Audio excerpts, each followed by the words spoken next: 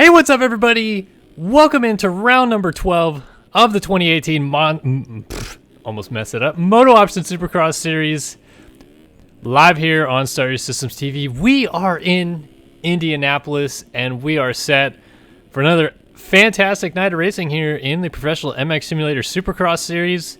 Although it is round 12 of the 450 series, it is about to be round 6 and 5. No, I'm sorry. Round 6 and 7 in the 250 series, because our 250 West riders have gone through 6 rounds, our 250 East riders have gone through 5 rounds, and they're about to meet up tonight. The first 250 East-West showdown coming up tonight here at Indianapolis, so we'll see the best of the 250 West and East riders both lined up tonight, which should be interesting given the track record this year. Jack Haley has won 4 of the first 5 rounds, and Russ Chapman is undefeated on the West Coast, so that should make for some entertaining races. Let's go ahead and take a look real quick at the qualifying times before we jump into the night program here. Looks like everybody's favorite Frenchman, Alexis Leclerc, was your fastest 450 qualifier. Let me just double check. Yes, he was at a 48.6, which is incredibly fast. Gotta imagine he's doing a couple quads on this track. Jeremy Seabolt second at a 48.8. Jesse Mullins back this week, looking for some revenge at a 49.1 in third. Jeremy Shipley in fourth, also on a 49.1. And fifth place, Colt Mitchell on a 49.2. So top 5 only separated by 0.8 of a second. That is from your points leader to second in points, Colt Mitchell, who is 5th. And yeah, we're actually running a little low on 450 signups tonight. We're going to have less than 40 guys lining up, so it should be kind of interesting to see that. As for the 250 guys, you had to qualify top 20 in your coast to make it into the heat race for your coast. They will split heat races up. Each coast gets their own heat race, 20 riders in each. So we'll see that coming up in just a moment. But for the 250 West to start off first, of course, Russ Chapman, top of the time charts, 49.8 on a 250F. That is 1 whole second faster than the next best 250 West rider, Matthias Janis, at a 50.8, Colby Eagland at a 50.9, Sean Klein at a 51 flat, and Devin Ryan at a 51.1 are also right there in the mix. Looking at the 250 East real quick as well. Jack Haley, also fastest qualifier, only runner in the 49-second range to match Russ Chapman, who was also in the 49s at a 49.8.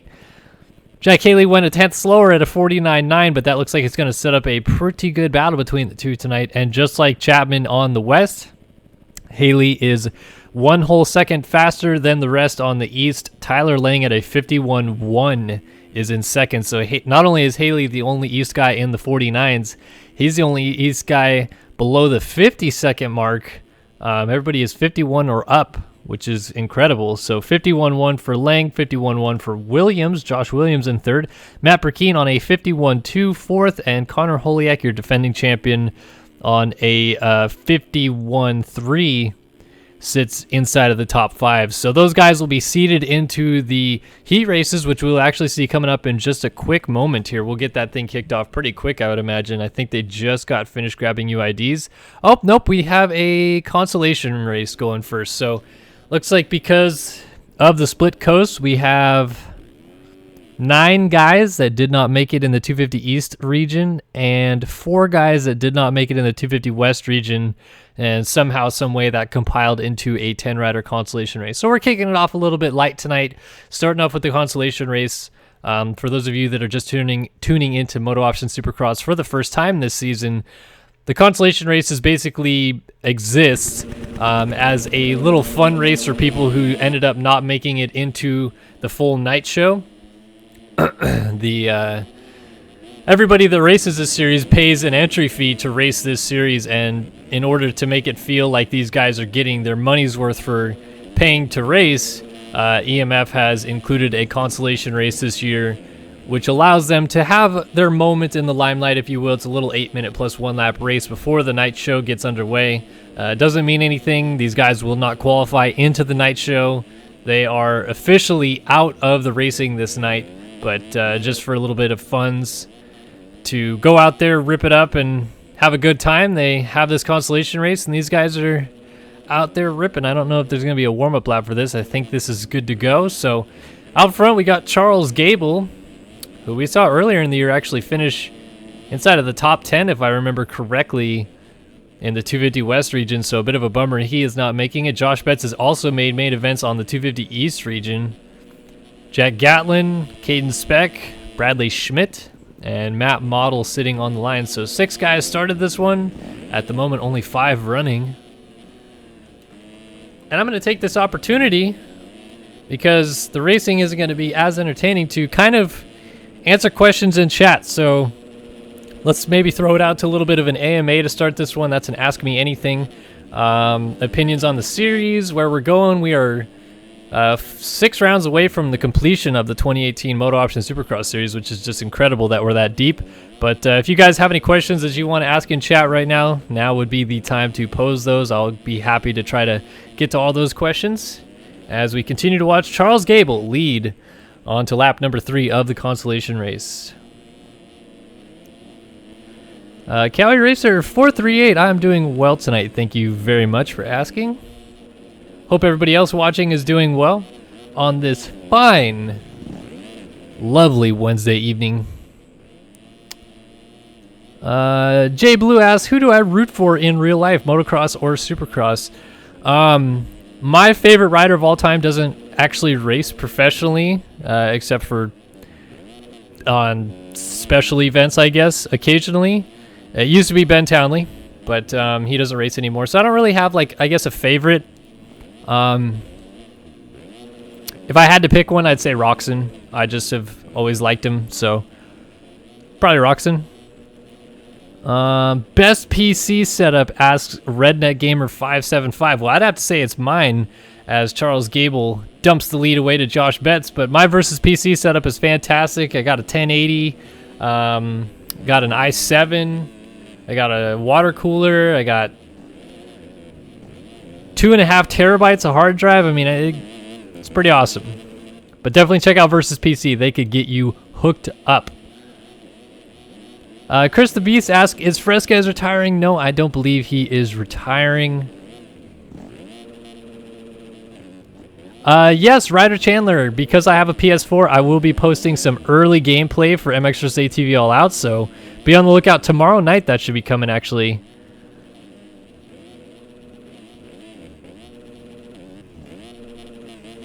Do I watch the X-Files? No, I don't watch X-Files. I don't know what that is.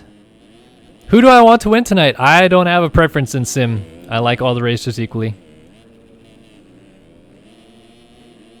Is MX Simulator my favorite dirt biking? I don't know if you're asking dirt biking game.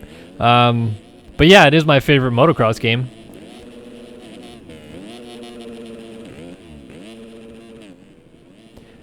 Sleepy just commenting, I talk about LeMay a lot, and yes, I do. I really like Ben LeMay. For those of you that don't know, I actually owned a website called Motocross In Depth back in 2012 when I was trying to get my feet wet as a journalist before I worked for Verb Moto. And Ben LeMay was the first professional motocross athlete I ever got the chance to interview. He was gracious enough to give me about 20 minutes of his time via the phone. And he's a really nice guy. I've had the opportunity to meet him a few times in real life. And great guy. Nothing but the best for LeMay.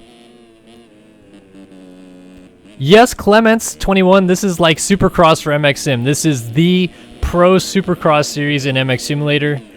This is the North America series, so there's also a European series that runs concurrent, but that is not happening tonight. That is happening later next week.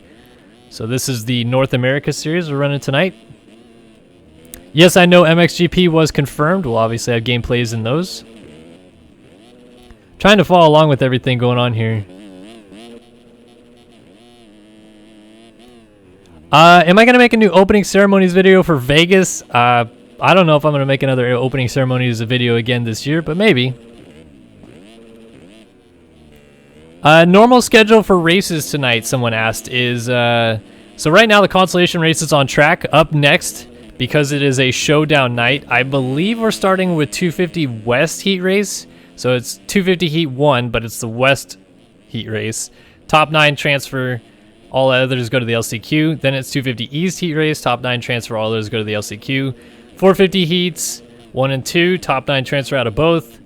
LCQs would be the combined showdown race of the LCQs, so only 4 going out of that one.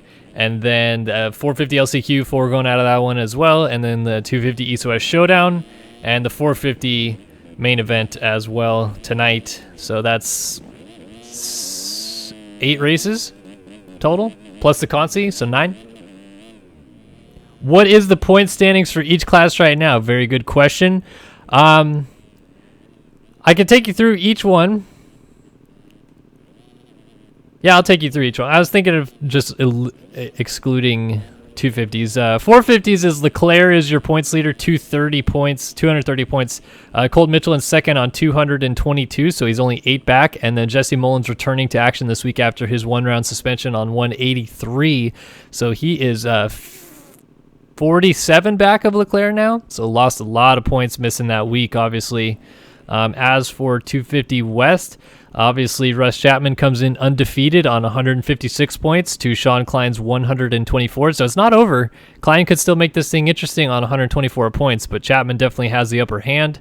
And then 250 East, obviously Jack Haley, your points leader. He has a very large points lead, 124 points for Haley to Edward Mora in second on 78. So Haley coming into this one with a huge advantage. Not many people are going to be able to come back from that one.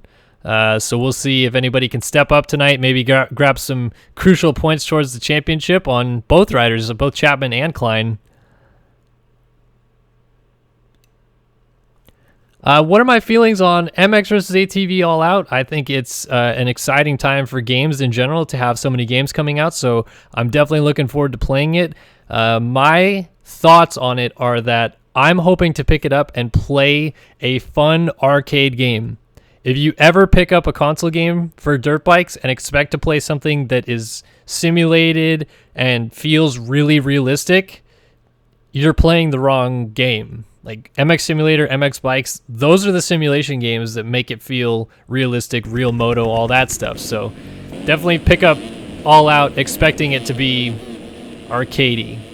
But that's going to end our AMA, our little Ask Me Anything, because it is absolutely chaotic in the chat. So I'm glad that that helped because it kind of stir-fired chat a little bit. We're going right into 250 West Heat number 1, though. The 250 East-West Showdown is tonight, and our West Heat is going to be up first. Only 9 go to the main event out of this one, so it is going to be a mad dash for cash as we are set to go racing here in Indianapolis. Let's drop the gate. It's 250 Heat 1 live on SYS TV.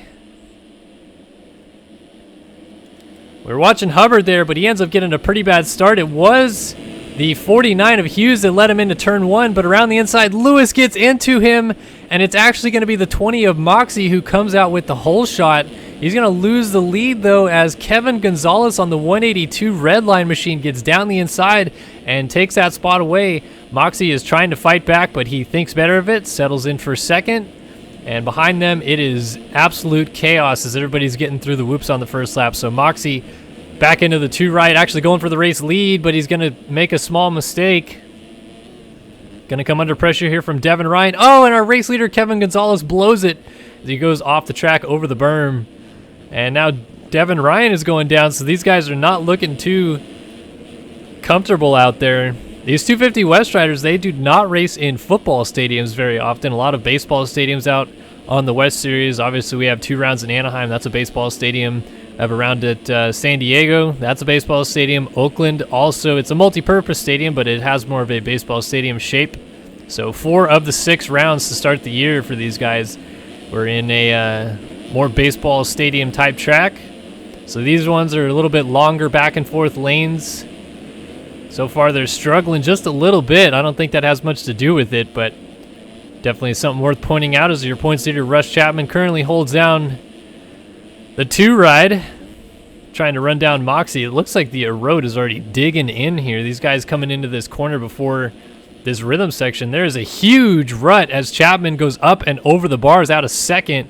So there goes, that was Tyler Lewis, I believe, by for 4th, or for 3rd, and then Eagland by for 4th, I should say. Brandon Hedge right here. Now going to get by, nearly by Chapman. He's in 6th. Sean Klein, second in the points entering tonight, is in 7th. Zoacross in 8th. And Gonzalez, after the early race lead, has now fallen back to the bubble spot in 9th. He's got to watch out as Jacob Hubbard is going to try to run him down.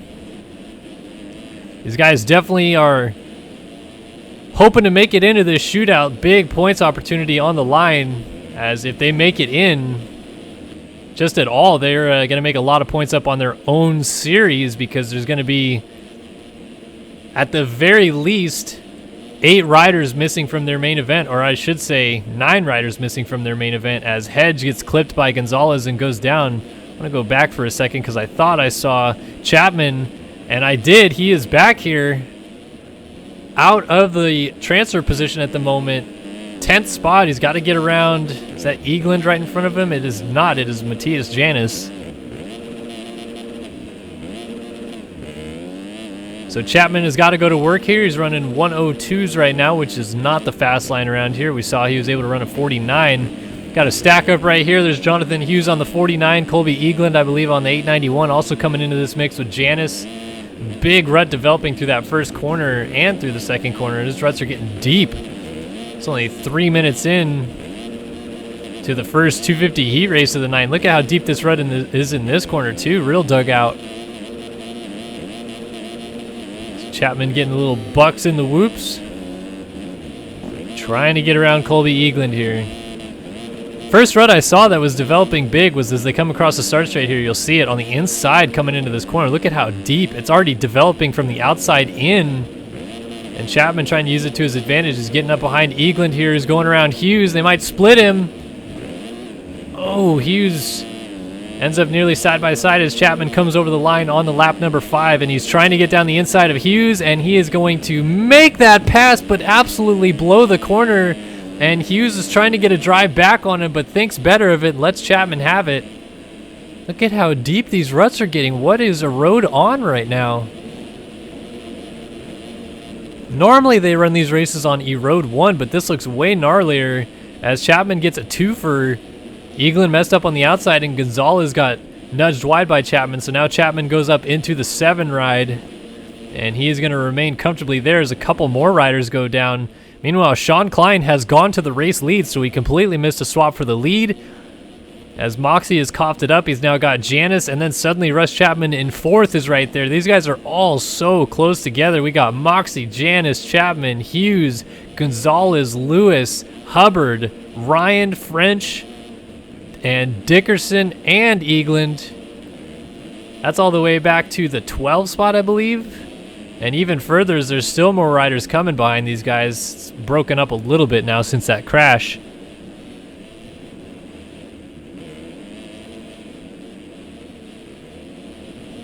Yeah, someone in chat saying, what if you put it on 15 instead of 1.5? I mean, it honestly looks like that could be the case, because I've never seen a track that get this deep after only 5 minutes.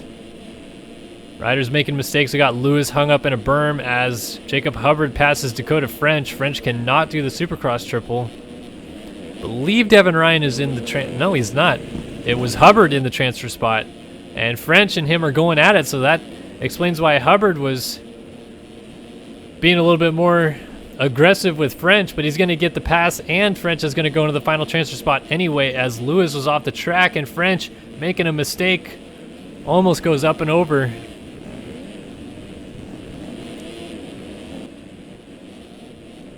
Oh, and then Lewis in the background, a big crash.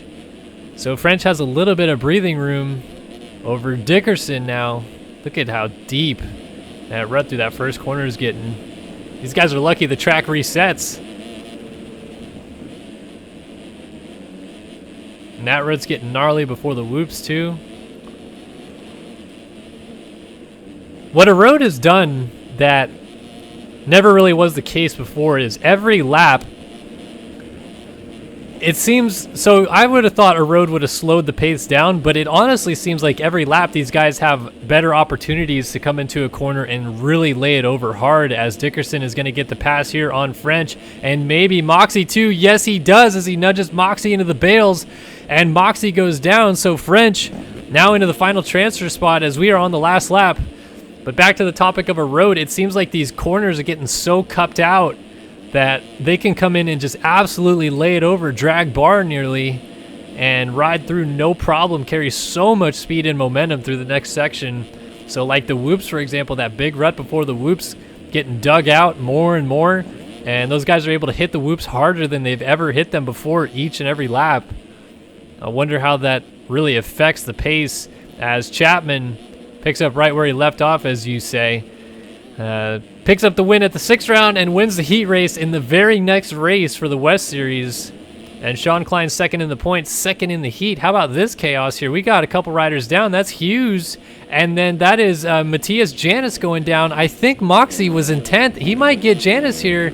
Yes, he will. That was Janis getting up sideways on the track, and he's going to try to rejoin and get to Moxie in the final corner, but he will not do it. Moxie is going to the main, and Janis, who crashed on the final straightaway, is going to the LCQ. Dale Mullins, Colby Eaglin, Buddy Parker, Zoa Cross, Trevor Doiron, Brandon Hedge, Tyler Lewis, Fernando Andrade, Derek DeRocco, and Dominic Sawney are all missing out here. Boy, oh boy. For Moxie's case, he better hope he doesn't have too many cuts, because he only had a 1.3 second advantage, but then only another 9/10 in front of Moxie was Hughes, and cuts are in, and Hughes got bumped to 9th. Or what happened here? Oh, Janis got in 8th. What the heck are the cuts doing? So Moxie, who did get in 9th, ends up out and in 10th. Hughes, who was 8th, goes back to 9th. Janis jumps 2 spots into 8th. Wow, that was... What the heck happened there? Yeah, this chat saying there's no way a road is on 1.5. I would have to agree. I think a road is a little bit higher. That looked quite gnarly, to be honest with you. I've never seen a track dig in that quickly unless it's on a pretty high road value.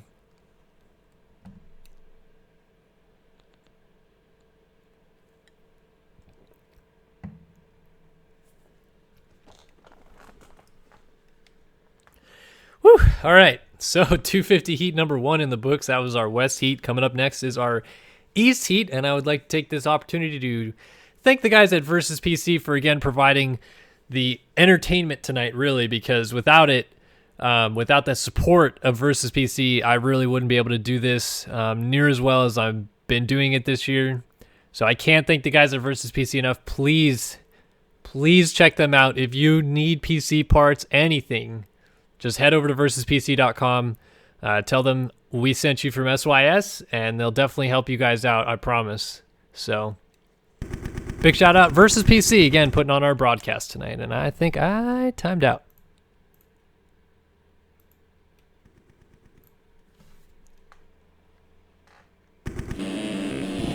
All right, parade lap out there for the 250 East guys.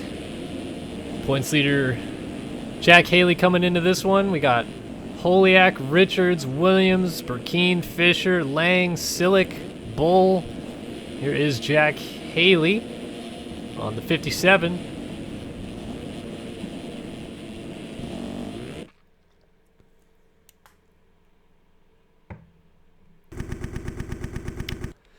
All right. What is about to happen in our East Heat race? Things are going to get interesting. I'm going to take a look at Daniel Mills here because he always gets great starts. He's right next to Jack Haley. But it's time for the 250 East Heat of the showdown round. Let's go racing again. And, of course, it is Mills with a great start, but his teammate Burkeen is going to sweep from the outside and grab our whole shot here in this East Heat. Oh, and Haley down in the background. Looked like he may have gotten into the back of Chase DeSalle. As DeSalle moves into the 3 ride, going to stay on Burkeen for the lead here, and DeSalle dumps it in the background.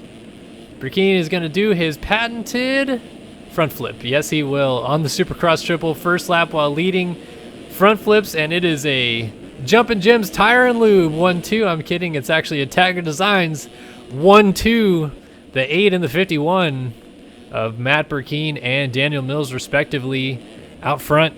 And they're going to lead us through at the end of lap number 1. Alana Solis has a good start here. He is up in the 3 ride. Craig Richards in 4th. Mora in 5th.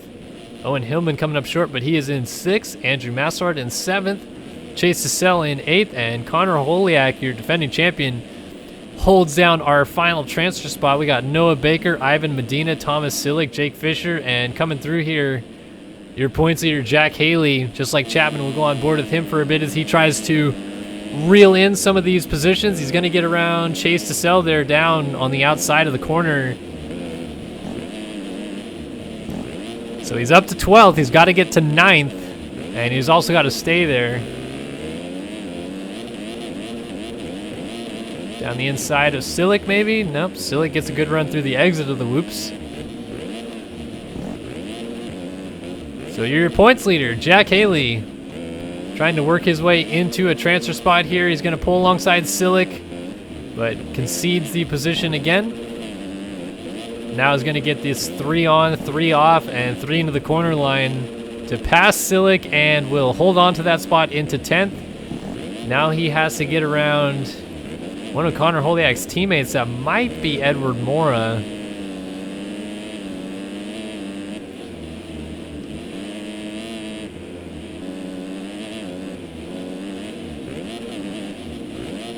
So Haley trying to close in here. Trying to see. No, actually, that is not one of the Evergood riders I thought it was, judging by the back of the jersey, but it's actually a KTM in front of him. Just a quick peek. Ivan Medina is in front of him.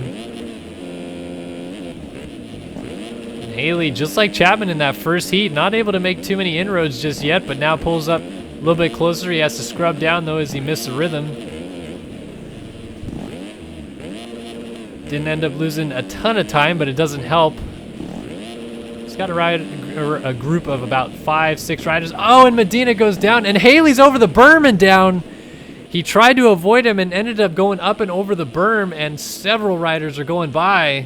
Haley is going to rejoin behind Medina still, but they have lost 3 positions to Chase Cassell, Dylan Copeland, and Thomas Sillick in the process. So that is not going to be good for your points leader. As Burkeen continues to lead from Daniel Mills, Craig Richards is kind of creeping up to these guys right now, holding down the 3 ride. Holiak has made the most progress through the field thus far. Last time we saw him, he was in your final transfer spot in 9th. He is now up to the 4th position.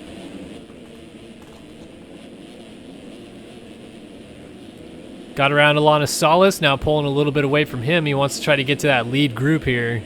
Better gate pick could be helpful tonight, especially with this first turn, the way it goes into a not full 90 little kink. You might want to get like a middle-ish gate, get a good jump, and be able to kind of control the corner from the outside. So Holiak's going to try to work his way forward and get into this mix. Richard seems like he's on the move forward, though, as well, as he is trying to catch up to Daniel Mills on the 51. Makes a mistake and jumps off the track, though, so loses a little bit of time, not to Mills, who also made a mistake, but actually to Holiak in the background.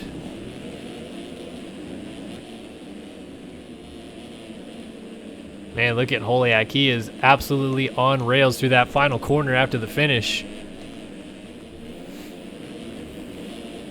Reeling in Richards like he's a fish on a lure right now. And here comes Holiak down the inside, shows him a wheel, and then makes a small mistake on the exit of the corner. So he's going to have to regroup, come back after him. Oh my, Holiak with the scrub of the century, but he does not save it. So loses some time, fortunate enough not to fall off the bike, and remains in the 4th spot. So Alana Solis closes back in a little bit, then jumps off the track and allows Holiak's teammate Edward Mora to go through. So Solis back to 5th, Massart in 6th, Copeland 7th, and Jack Haley has now found his way into a transfer spot, and he is trying to continue his march through the field as he gets around Copeland and goes into 7th, able to get the 3 on, 3 off from the inside line. Ooh, Mills was down. I really thought Holiak was going to land on him. ended up not being the case. So actually Richards has stretched it out just a touch on Holiak. Not a ton, but enough to get a gap. And Burkeen, your race leader, is into lap traffic, but he is about to get the white flag. We are past the 6-minute mark. So white flag will be waving next time by for Burkeen, who is riding smooth and controlled out front using his patented sit-down technique through most of the track. You watch Burkeen ride, he doesn't stand a lot, usually whoops, and occasionally the rough corner or two. It's a unique riding style, and it's amazing to me that it's the style he has, given that he's never won an indoor title, and I feel like this style suits indoor tracks better. He's your 2016 250 outdoor champion is Matt Burkeen. I don't think you could sit down outdoors on our national tracks that we have in pro MXS racing for very long. I think you would find it a little bit too rough for your liking. A tank slapper or two, and that would be enough. So Burkeen, a comfortable and controlled ride from start to finish, gets the whole shot, brings it down, and takes the victory. Matt Burkeen is your winner here in the 250 East heat race. Through the final corner, Richards will hold off Mora for second. Daniel Mills has moved back around Holiak into fourth. Holiak and Alana Salas going into the final corner together. Salas showed him a wheel, but not going to roughen him up too big for fifth, so stays the same way. Jack Haley comes across in seventh, so he's not going to have the greatest gate pick here tonight. Massard in eighth, and Copeland is going to be the final East rider to go into the showdown. Tyler Lang, Noah Baker, Thomas Sillick, Ivan Medina, Phil Bull, Thomas Wilcox, Owen Hillman, Daniel Batchelor, Jake Fisher, Chase DeSalle, and Josh Williams are all going to the last chance qualifier, which will come up a little bit later this evening. It will be a combined LCQ. 250 West and East riders coming together for the first time all year, and it'll be in a last chance qualifier.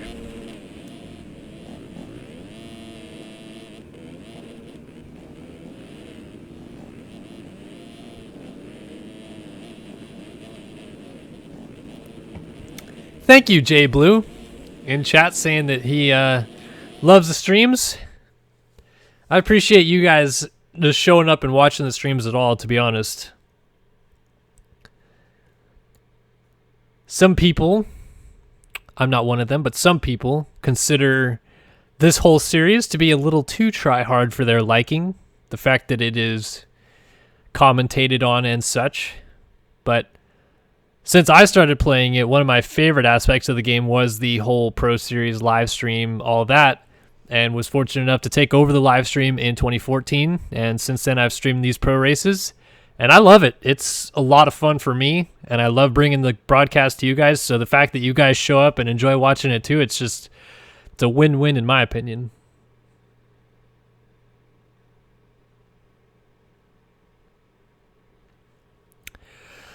All right, coming up next is 450 heat number 1. Curious to see if we will see Mullins and Leclerc end up in the same heat race. They are your first and third fastest qualifiers, so they should end up actually in this heat if they are together. Let's see if I see Mullins. I just saw Leclerc. Yeah, he's off the track. Mullins not in this one. In fact, neither of your championship contenders that are not named Alexis Leclerc are in this one. Talking, of course, about Mullins and excuse me, Colton Mitchell.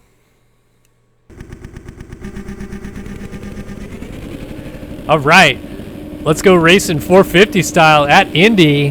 Gonna take a look at Leclerc, your current points leader, on the start here. He always gets great starts. He's near the box, and it is time for 450 heat number 1 here at Indy.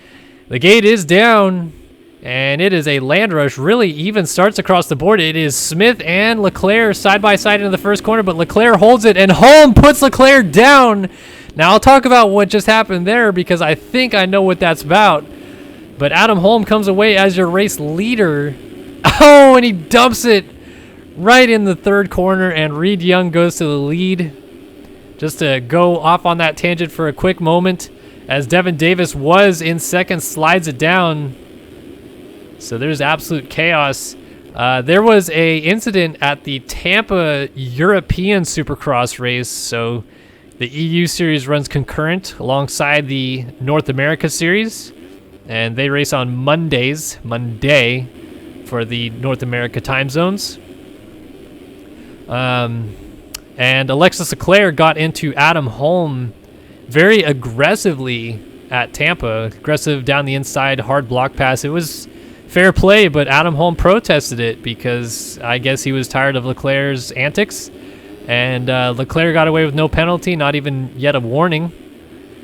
And I think Adam Holm's maybe a little bit upset with Leclerc's riding this year as Shipley goes down. So I think that's a little bit about what was in that second corner there. Otherwise, I would assume Holm would probably have checked down the inside. We'll see if that continues to play into this race as we go forward. Here is Holm, and Leclerc is with him now. Ethan Parks right behind. Oh, and that's Cody Darr upside down in the corner. Leclerc into the back of Parks.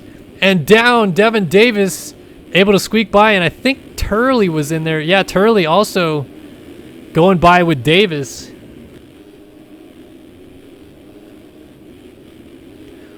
And now Turley gets around. I think that was Simos going back and forth across the track.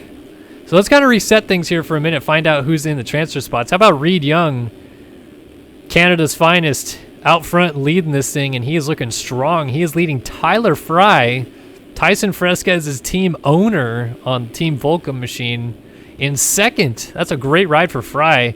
William St. Laurent, hope to have a really good year this year, and it has been anything but he is running in third, looking to make the main here at Indy. He's holding off the one and only JS4, Jeremy Smith, who I think will be in Indy this weekend to race the 250 series. I think he should be there in real life. Brian Haskell is in 5th, Dylan Gatlin in 6th, Holmes 7th, Shipley 8th, and Turley in 9th. Devin Davis is 10th. Ethan Parks gets, pardon the pun, parked for 11th as Simos goes by, so Parks back to 12th, Like 13th, Neil Wells 14th, and Alexis Leclerc, your points leader, is 15th. We are halfway through this heat race, and he's got quite a big hill to climb here to get into 9th. So this is kind of a unique scenario here. Leclerc, your fastest qualifier by a good amount, has to get around 5 more guys. He just moved up to 14th as Parks was over the berm. I guess for his sake, they are all pretty close together up here. This is where he has to get Devin Davis. Well, now actually Brian Haskell. No, I'm sorry. Davis just got into 9th. Haskell slips back to 10th. So he has to get into this mix somehow. I'd assume crashing is going to be the way that it happens because look at how close all these guys are riding together, and it's only going to get more chaotic from here. Davis, Turley, right behind Jeremy Shipley. And Dylan Gatlin having a fantastic ride as well. Then Adam Holm right at the front end of this. This is a 5-6 rider train with Haskell bringing up the rear. Turley trying to show a wheel on Shipley. Not quite able to do it. How about Turley with the triple on-off quad onto the back of Shipley? I mean, he landed on him, into him. I mean, they hit in the air, so that was a unique situation. But as mentioned, this is only going to help Leclerc as he tries to march forward up to 14th, as mentioned. And he has still got to get to, this is 13th, 12th, 11th, 10th, 9th is Simos right now. And Shipley going to get around Turley, who jumped off the track. This is a real possibility Leclerc doesn't qualify straight into the main out of the heat. He might go to the LCQ here. This is dramatic stuff championship-wise. Only an 8-point lead as we have a change for the lead. I missed it. Apologies to William St. Laurent, another one of Canada's finest. St. Laurent, I believe a prospective pro sled racer, snow cross, whatever that series is called. Oh, he's up and over the bars. I know he races it really well on the amateur level. Coughs up the lead to Fry. Smith goes by, and St. Laurent gets up right in front of his countryman, Reed Young, in third still.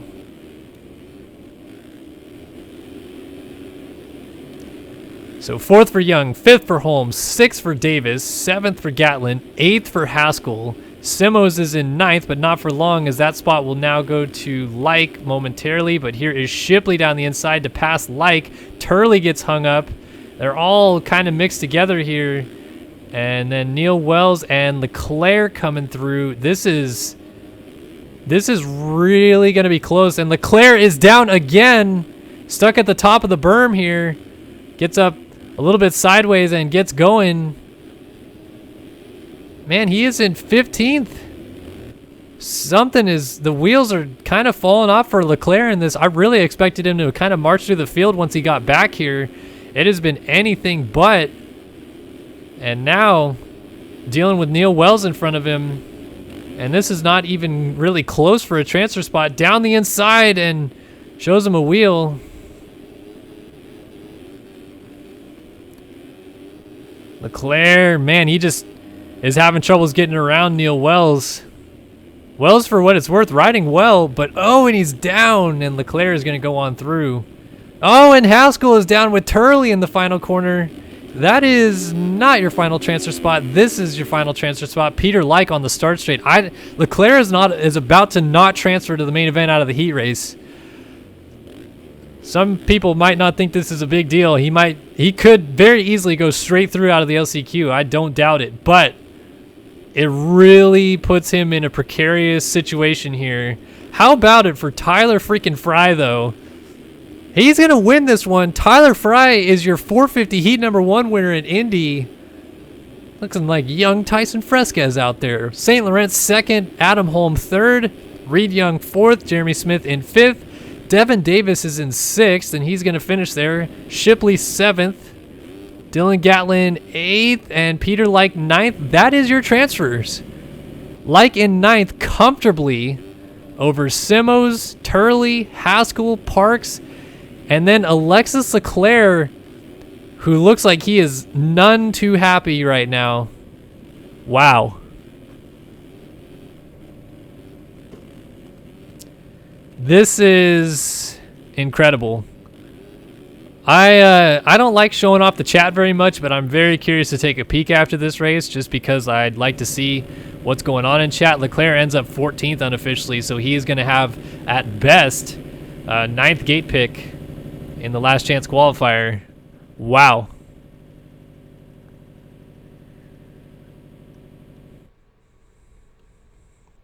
Just going to keep an eye on chat.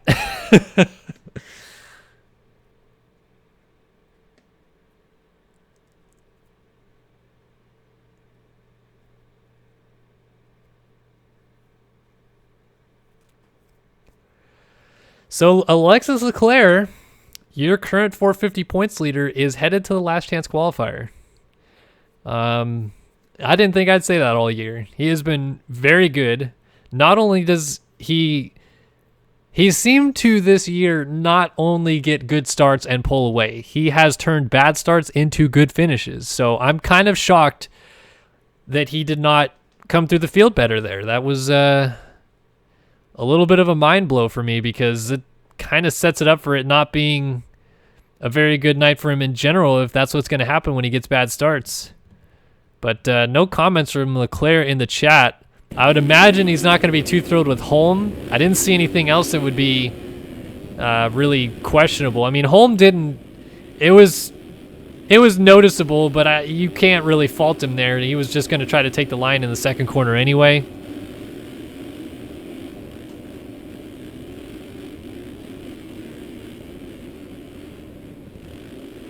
Whew.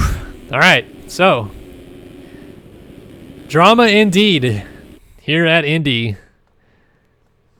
And we have only got one 450 heat in the books. Speaking of the Leclerc drama, coming back this week is Jesse Mullins. We're going to take a look at him on the start here.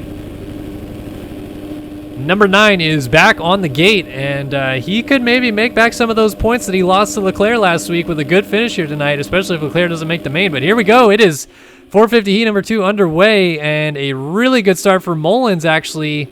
He is going to get the hole shot. He holds off Schmidt, who was trying to get it from the outside, and Mullins, right on cue, rips the hole shot here. going to lead away from Bryce Whelan on the Transmoto Honda now. Those guys have switched from Huskies to Hondas. Kohenauer in the 3-ride. Blakely in 4th. Ritzler, she's inside of the top 5 with a good run early. Mitchell, second in the points entering tonight. This is the man we need to watch tonight, because if Leclerc somehow, some way does not transfer out of that last chance qualifier, Mitchell is almost certainly going to take the points lead leaving here.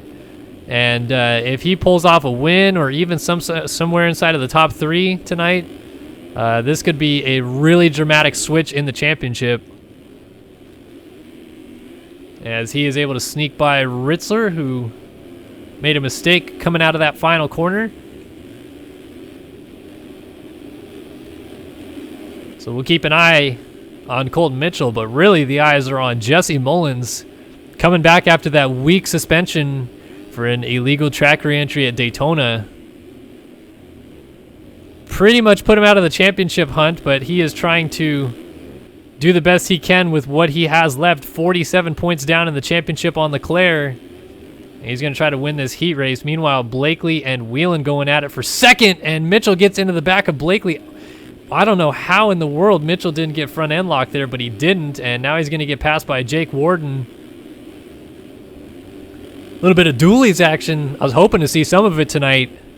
These guys aren't throwing as dirty as they used to. Warden a small bobble, and Mitchell takes advantage of it, moving up into the 3 spot.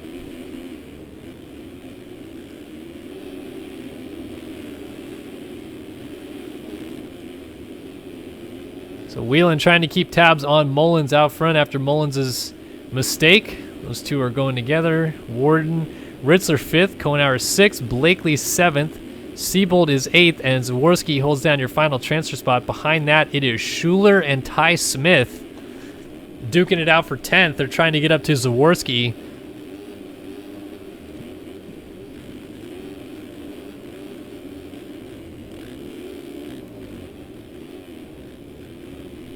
Looks like Schuler is having a couple problems in the background, and Kohenauer is down, so Smith goes into the final transfer spot for the time being. Schuler goes by Kohenauer, as does momentarily Cale Simmerock. Kohenauer trying to show him a wheel, but not going to light him up there. Tyler Schmidt also back here. Looks like Zaworski was down because Smith and Blakely... Well, Blakely was already in front of him, but Smith is now in front of Zaworski. So I think that just switched again. Look at Blakely quadding onto Ty Smith. That was a very Kennard-esque crash right there. It looked brutal. So let me figure out who's in the final transfer spot right now. It's Simmerock in 9th. Because there's 7 guys locked together here, literally. Tail end of this train is Blakely. We got Schuler, we got Simmerock. Oh! Simmerock put down by Kohenauer, and Smith goes off the berm, so Blakely goes through, knocks this battle down to about a 5-rider train. Well, Ty Smith is still right there in the background. How about Tyler Schmidt down the inside trying to get a twofer and then gets split and put on the deck. Got his front wheel clipped by Kohenauer. Now Kohenauer trying to show a wheel to Schuler.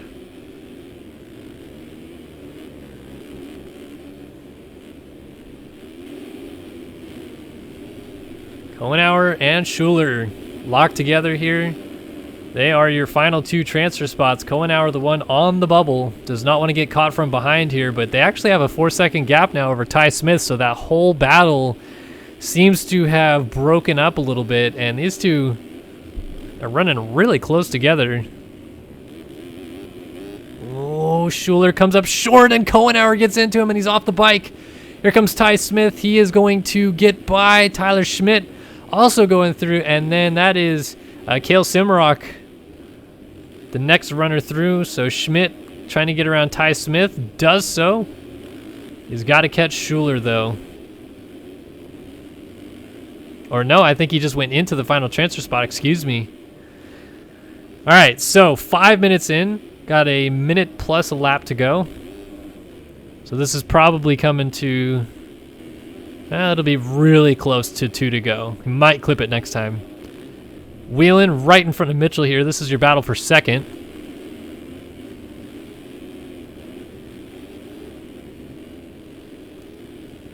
So Mitchell trying to get a better gate pick into the main event. Just comfortably in right now in this 3 ride, but would hope to get around Whelan, who seems to have found a little bit of his early season pace once again. Whelan was your points leader after the 2nd round of the series this year, and then since then has had so many issues, and the issues continue, and the issues also simultaneously happen for Colton Mitchell, so they're both upside down as there goes Siebold, last week's winner, on through into 2nd. And then those Hinder's a lap down, so Whelan still gets going in 4th. Here comes Ritzler. She is not going to get to him. So Ritzler's still in 5th. Warden is 6th. Zaworski is 7th. Schuler is 8th. And now Simmerock is 9th. But look out for Cohenauer and Blakely in the background. They are coming hot.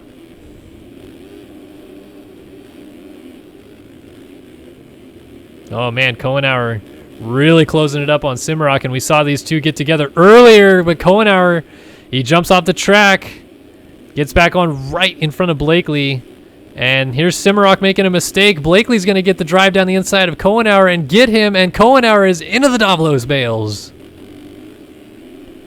Just a heads up, Mullins actually did make it back around again before that time expired, so it looks like he is about to come to the white flag next time by, and yes, there it is, white flag in the air. Final lap of the race.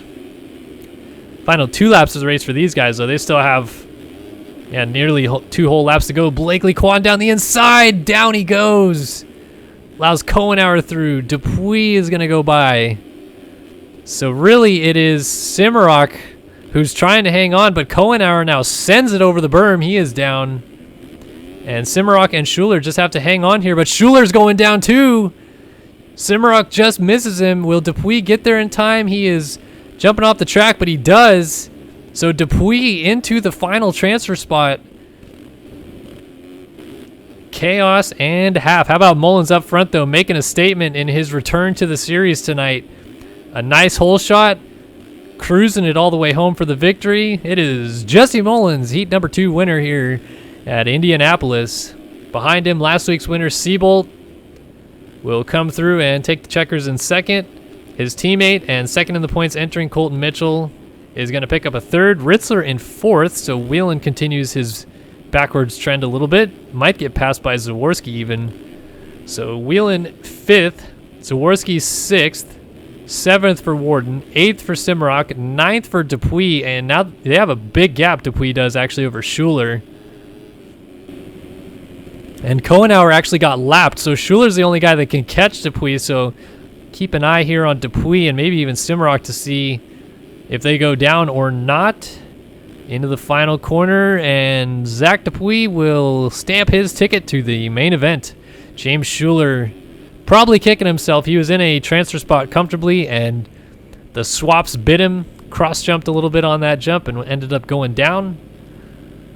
So he's out, but Dupuis, Simmerock, Zaworski, Warden, and a bunch of other people that I did not get to are all in. Looks like we have a bit of a lull in the action.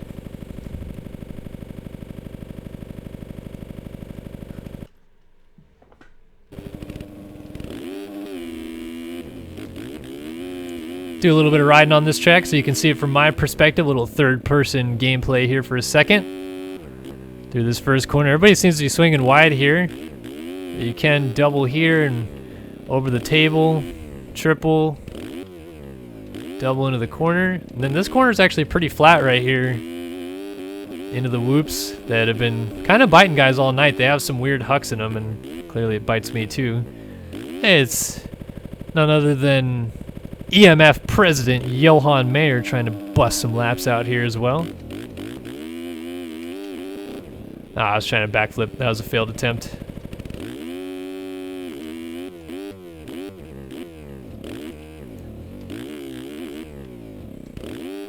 So everybody seems to be going inside here, which I can't even get to.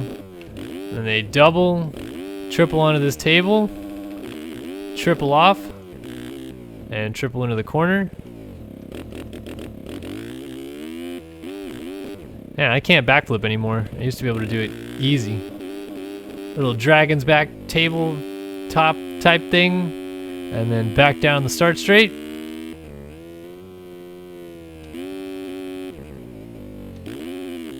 Oh, and that's it. Done riding around. Which track has been my favorite layout so far this year? That's actually a really good question.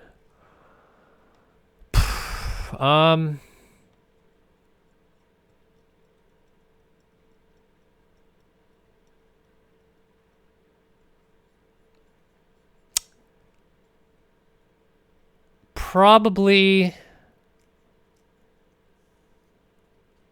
I did like San Diego, but I also like Tampa. That's a really good question. I'd have to think about that one.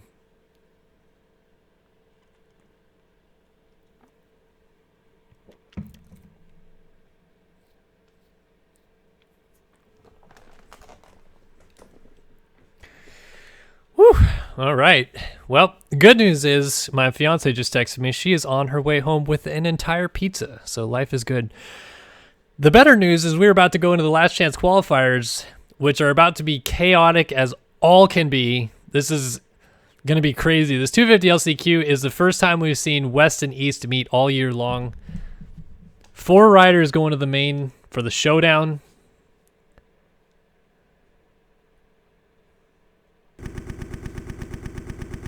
And then, of course, after that will be the 450 LCQ, which I think most of you know why that one's going to be crazy, but we'll get to that once it comes.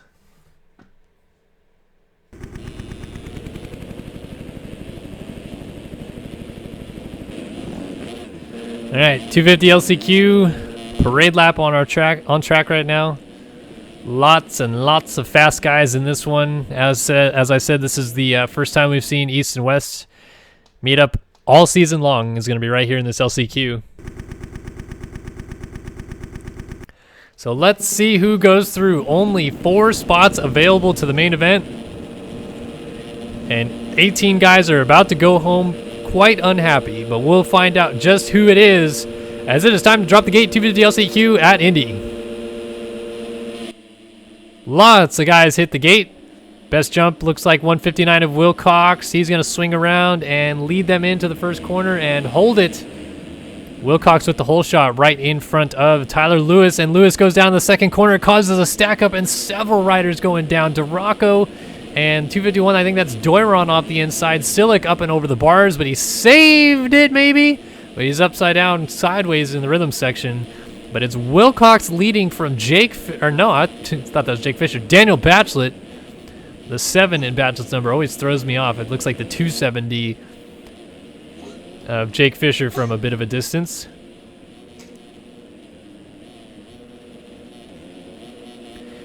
Speaking of Batchelot, though, he is headed to the race lead.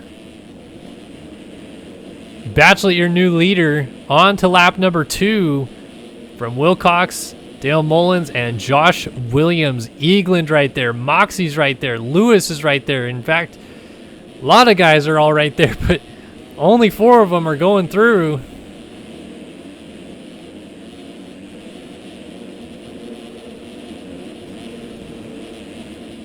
Oh, Williams, cheeky inside move on Dale Mullins. Can't quite get there. Crosses back over, might get it here, though. Yep. Well, Mullins fell by himself by the looks of it, and now he tries to get up too fast, and it ruins his chances. Doiron trying to squeak by, ended up having to do a little ride over his wheel. So, holy cow, look at this. Wilcox to the lead.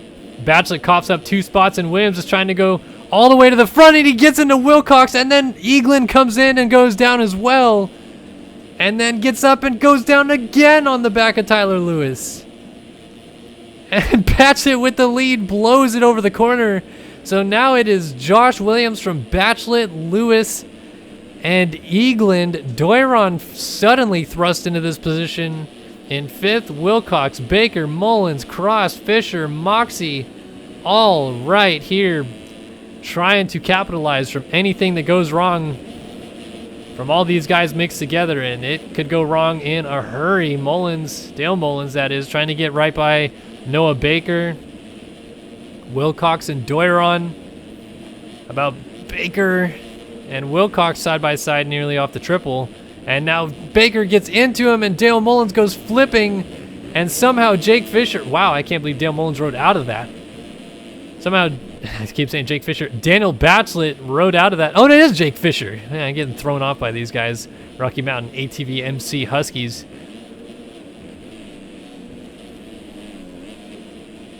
So Williams, Lewis, Batchelot, Eagland. That is your top 4. Behind that, it is Chaos, Wilcox, Doiron, Cross, and Mullins, and Medina, and Moxie, Baker, Duraco, Bull, Fisher. All of this stuff changing lap by lap as Baker goes down.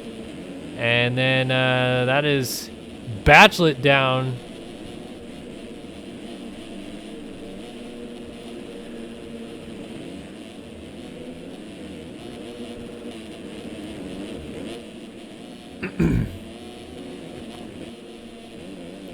All right, so now Eagland goes to the lead. Williams has just coughed it up. Lewis is in 3rd, and Wilcox holds down your final transfer spot. So let's stick on Wilcox for a little bit here and see if anything happens.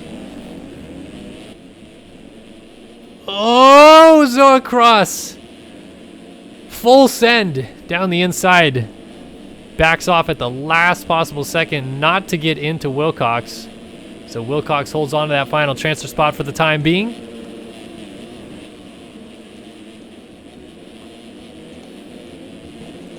But Cross is there, and he's bringing Doiron and Medina with him. So, oh, if these two get together, and they get together just like that. That was Lewis who was down, and Cross sent it down the inside and got into the side of Wilcox, and now Doiron is suddenly in the final transfer spot, but Wilcox is still right there, and Moxie on the 20 is right in the mix as well. We are on to the last lap of the race as our race leader, Eagland, just went over the line. Doiron is looking to get around. Oh, Wilcox into the back of Moxie. Doiron's trying to get around Lewis. Almost into the back of him.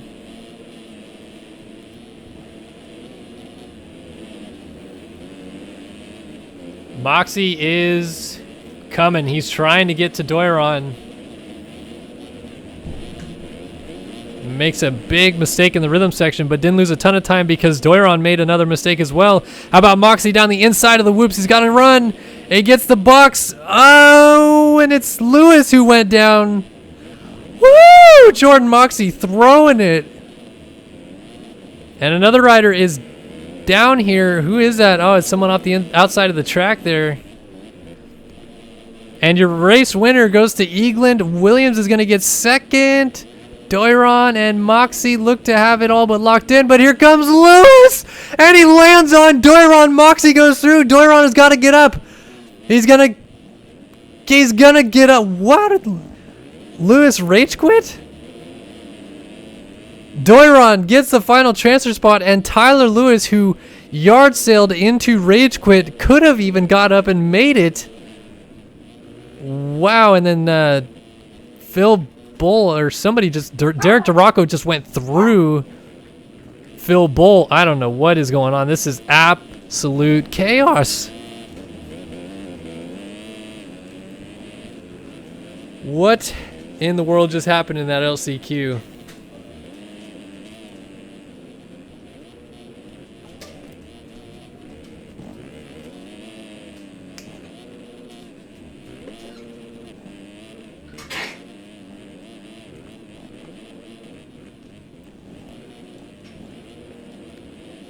So it was Eagland, Williams, Moxie, and Doiron going through out of that one, but 8 seconds back was Medina, but I don't know, you can wait for cuts and see. Never know.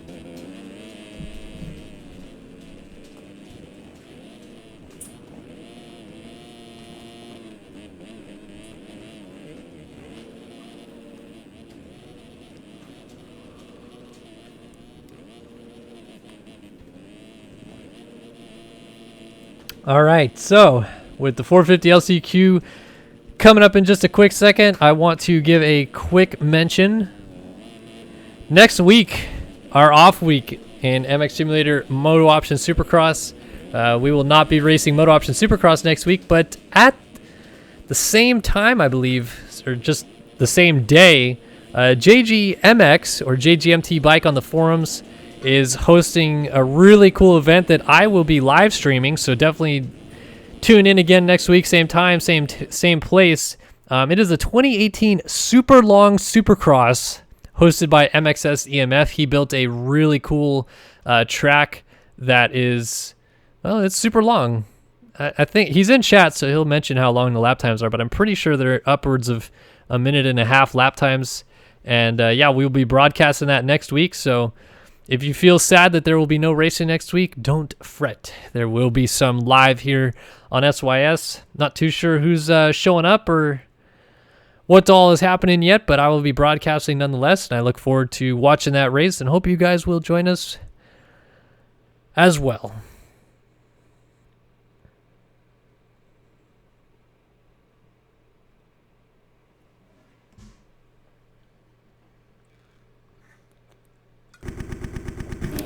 All right, 450 LCQ parade lap on the gate, and of course the big, humongous storyline out of this one is the number 7 machine with the red plates coming into your screen right there. Alexis Leclerc, your points leader, is in this LCQ, and he's going to want to get another start just like that one he got right there. He has got to get top 4 minutes plus a lap to make it into the main event here tonight.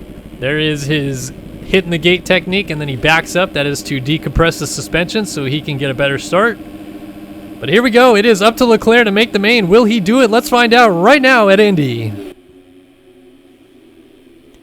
He gets a really good start. He's out dragging everybody, but Tyler Schmidt is going to lead into turn 1. He just is unable to hold it, and then Leclerc makes a bobble and loses the lead to Haskell, who goes up and over and immediately coughs up the race lead. So Leclerc to the front, and this should be smooth sailing, but you never know in these LCQs. One mistake from Leclerc, and this could be chaos. So we'll keep an eye on him for just a minute to make sure he gets away clean. Looks like he is, quite honestly, taking it easy out front. We've seen Leclerc ride a little bit harder in the past. Ethan Parks, Eduardo Simos, Jeremy Cohenauer, Jeremy Hinders, and Tyler Schmidt all right here, though. They are in an absolute freight train waiting to pounce on each other or pounce on Leclerc too if he is going to make a mistake out front. So Leclerc down into the first corner, still leading. 2.2 seconds is the gap over Ethan Parks. And then, like I said, this absolute freight train of riders, different lines through this rhythm section as Simos goes outside and triples in. Hinders is going to triple down the inside of Cohenauer. And then Cohenauer trying to get down the inside of Simos. I heard a bike idling. It's just making sure someone wasn't down in the corner.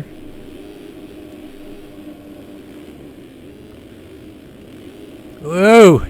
Ethan Parks got real sideways on the exit of that little rhythm lane. Look at all these guys just grouped together here. This could end badly real quick as Simos gets down the inside of Parks and makes a pass, as does Cohenauer and Hinders. Oh, Parks is trying to fight back, but he relinquishes that spot momentarily to Hinders. And then Hinders goes down on Cohenauer coming back onto the start straight. So that was not ideal for Hinders' liking, but we lost Ethan Parks somewhere. So Cohenauer and Simos are now through. Schmidt was through, and there is Ethan Parks, so must have just made a bobble somewhere. Through the whoops. Schmidt on Parks.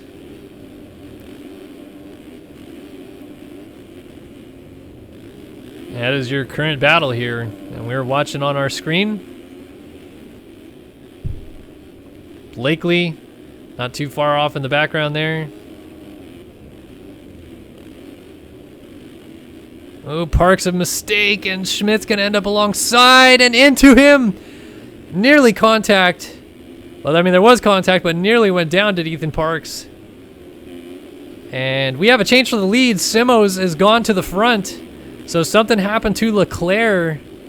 It's just something in general just not gelling with Leclerc and this track tonight. So he's back to second.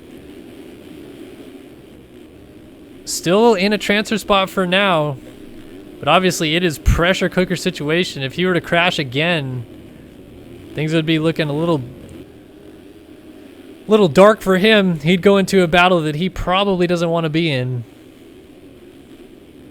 Simoza makes a mistake, and Leclerc is going to triple past him into the race lead, so Leclerc now back to the front.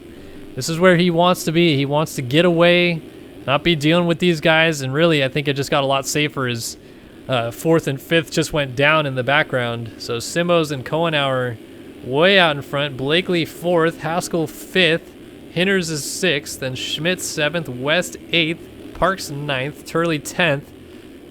I'd care to wager Ty Smith is probably too far back, but you never know. These guys could get together here. Had a rider down after the whoops. That was a lapper. Kohenauer and Simos both split him. Yeah, Leclerc got around Simos and is starting to pull away, so he means business here. He's trying to get up and go. They're lapping. That was James Schuler on the 70.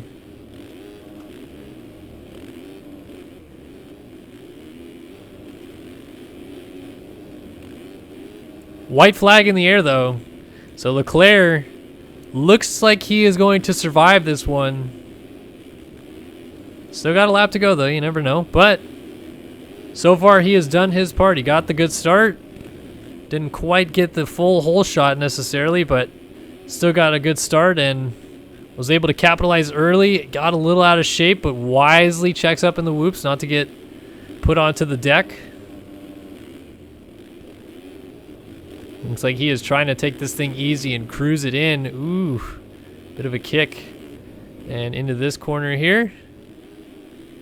Down the final straightaway, and Leclerc is going to convert on the LCQ opportunity. He goes through, and Alexis Leclerc wins the LCQ and saves it from being a dreadful night. So we'll see how he does in the main. Kohenauer, Blakely, and Simos versus Hinders. Hinders down the inside. Simos cuts back underneath. It's Hinders over the line by .086. We will see if cuts factor in, though. That was a wild finish. Turley ends up sixth, so he came back pretty far, but ends up missing out. Parks will get around Schmidt or not. Schmidt ends up getting him, and then a major cross jump in midair. Ty Smith out, Billy Kunitz out, Jake West, Brian Haskell, Cody Darr, James Schuler, Johan Mayer, and Neil Wells all not going to the main. So let's take a look at cuts when they come in. I think we're just waiting on Kunitz here.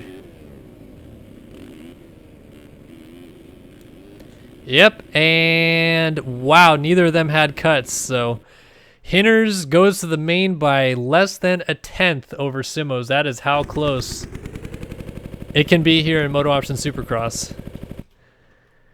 Incredible.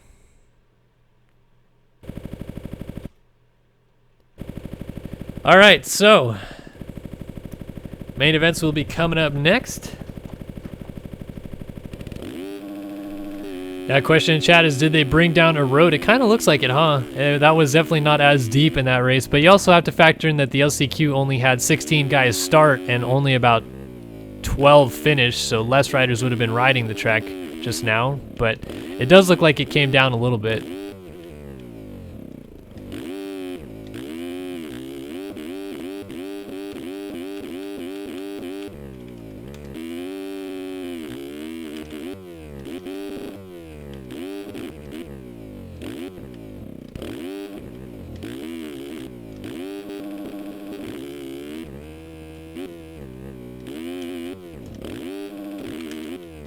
That's a triple and a half. All right, 450, or I'm sorry, 250 main events coming up next. Looks like everybody's applauding Hinders in chat. It's cool to see close battles like that to the end. Obviously, it's a bummer for Simos to not have made it, but I think that's why these guys show up, is to have good battles.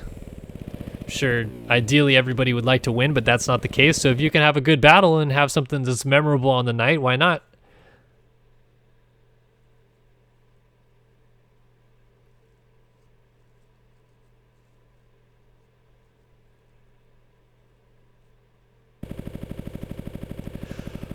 Alrighty. 250 main event lineup check coming up next. We're getting a good old re-stizzle right now for that.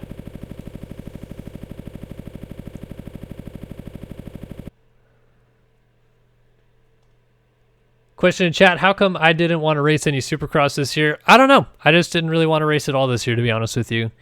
I still like playing sim. I still have a good time, but just, I guess I couldn't be bothered with trying to maintain that level of speed that you have to have in this class. Long gone are the days that you can kind of just play once a week and easily make it into main events. I wouldn't say I ever easily made it into main events, but there was a time that my speed was such that I could make it into main events a lot easier than I would if I tried now. So I just didn't want to deal with it, to be honest.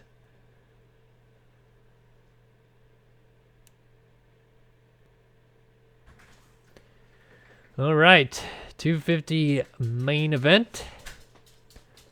About to get underway.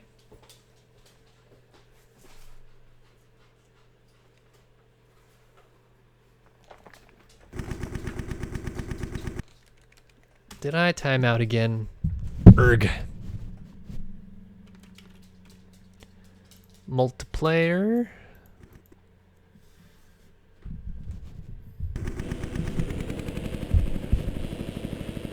All right, so we have got Jonathan Hughes, Dakota French, Dylan Copeland, Alana Salas, Kevin Gonzalez, Russ Chapman, Sean Klein, Andrew Massart, Matt Burkeen, Trevor Doiron, Jordan Moxey, Craig Richards, Josh Williams, Colby Eaglin, Devin Ryan, Matthias Janis, Connor Holiak, Edward Mora, Jacob Hubbard, Isaiah Dickerson, Daniel Mills, and I think one rider that I missed. But that is everybody lined up for the first 250 East-West showdown of the season. We have two different points leaders on the line. We have a crazy main event set for you guys. And the first showdown of the season is underway in Indy. Of course, I watched Jacob Hubbard as he hits the gate off the start, but instead it is going to be Daniel Mills leading into turn number one, a Tiger Designs trio, and Tyler Lewis gets into him, so it's Sean Klein who comes out with the whole shot, and absolute chaos in that second corner, so Klein takes the lead from Mora, Burkeen, Moxey, Chapman. Your 250 West points leader is up near the front. Obviously, we want to see that battle shaping up between our points leaders, Haley and Chapman, but how about the battle up front between teammates Sean Klein and Edward Mora, opposite coast guys as well. Klein on the west, Mora on the east. In fact, we have got a west, east, east, west top four right now. That is how it goes.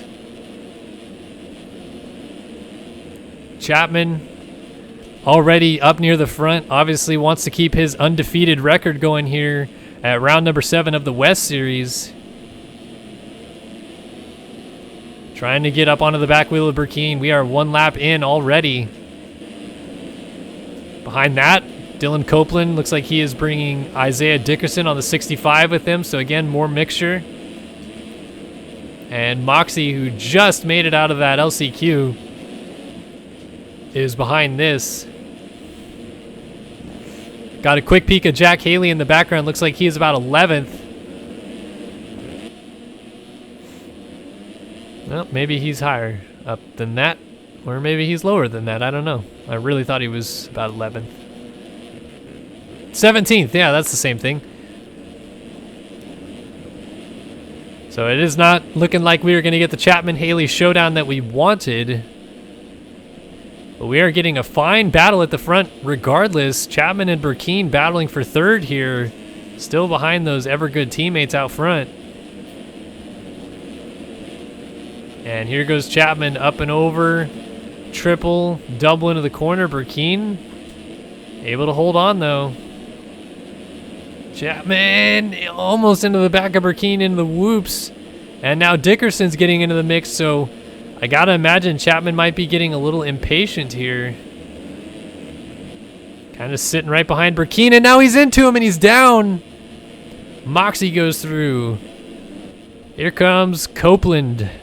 And then your defending 250 East champion Connor Holiak on the big number 1 in the background. And we got some split lines as Chapman finally makes it all work and gets around the outside of Burkeen. But he's still in the same position he was in a lap ago. That is P number 4 as Dickerson has moved up to 3rd. And Holiak ends up upside down in the berm in the background. So it is a Honda 1-2-3, but two different teams. Evergood 1-2 between Klein and Mora, as Klein is having all kinds of problems in the whoops. And then in 3rd, momentarily in and out of the berm, was Dickerson, MV Films. He still has Chapman right behind him.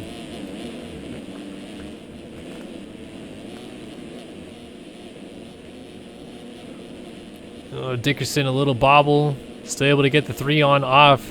So Chapman unable to capitalize from the mistake just yet. We got a battle brewing for the lead too between these teammates. Klein versus Mora. Oh, and Chapman sent it down the inside of Dickerson in the background, but it looked like he may have tucked the front wheel, so he lost a little bit of time there.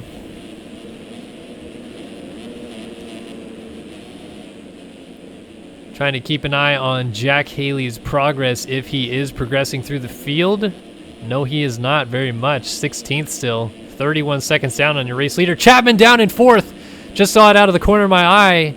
Burkeen slots on through, and Chapman will get up in 5th, so only lost 1 position. He is right in front of Dylan Copeland now. And battle for the lead is still just raging as Mora slides it down.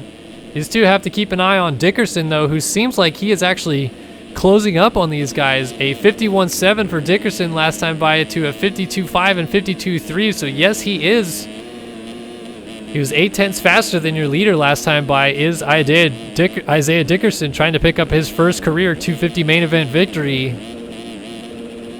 As are the 2 riders in front of him. So the top 3 all have never won a 250 main event before. And there goes Mora down out of 2nd. Got a kick at the end of the whoops and ended up down on the outside of the berm.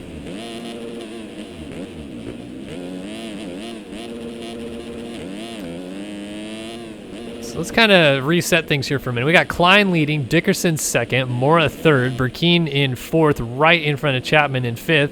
Copeland is 6th, Moxie is 7th, Richards is 8th, Williams is 9th, Jan is 10th, Eagland 11th.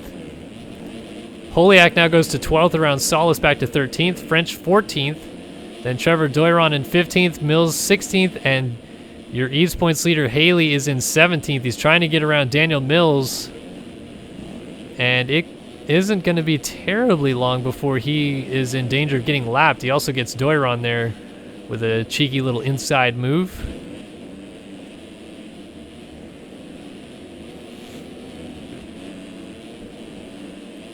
Third of the way into this race, and things are starting to settle down just a little bit, but I think it's going to only heat back up.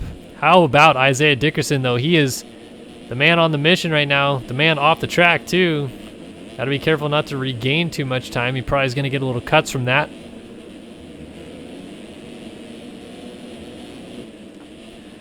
But Dickerson is coming. He is reeling in Klein for the race lead.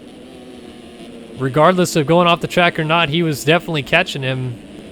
And only time will tell whether he can get there and perhaps put a pass on him for the lead.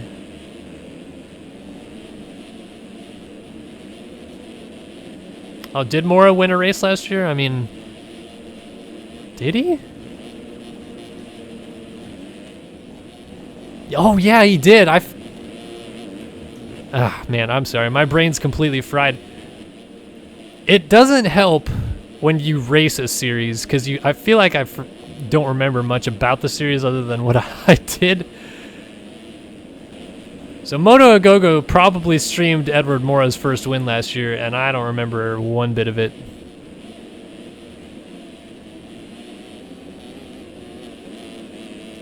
So Klein, Dickerson. Let's do a little lap through the field right here. There is Tyler Lewis a lap down. And then here comes Mora in 3rd, Chapman in 4th. So there's your battle for 3rd on screen right there. Matt Burkeen in 5th, coming through on the 8th. Dylan Copeland in 6th. Jacob Hubbard is not in 7th, but Moxie on the 20 is. Holiak is 8th. Josh Williams, I believe, is 9th. Yeah, and then Matthias Janis is 10th. Richards is 11th. Colby Eagland, is 12th. And then quite a large gap back to, there's 13th Alana Solis and 14th Jack Haley. 15th is Daniel Mills. 16th is Doiron. 17th is French. 18th is Hughes. And then your race leader, Sean Klein. So that was a quick lap through the field at Indy. So these guys haven't really lapped all that far, but what they are doing is catching up to the East Points leader to potentially lap him, which is incredible. Haley is having just a terrible night.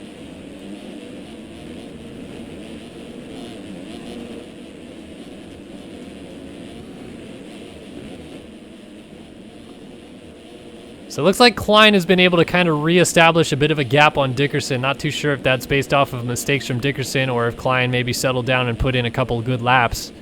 But he definitely opened up a gap.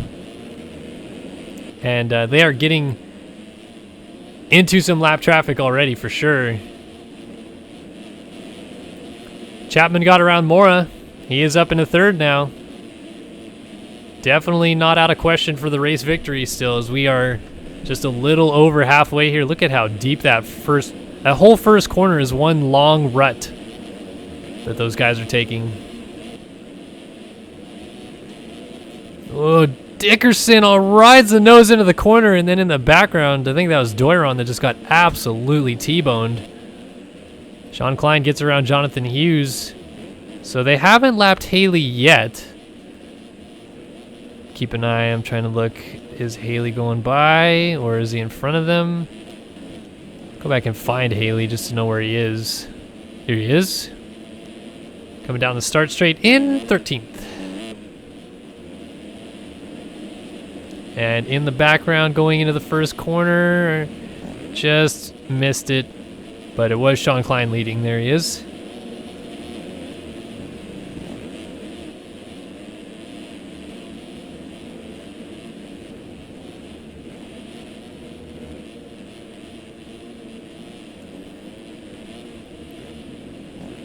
So Klein is still leading. Dickerson looks like he has regrouped a little bit and is reeling him back in, and Klein is off the track.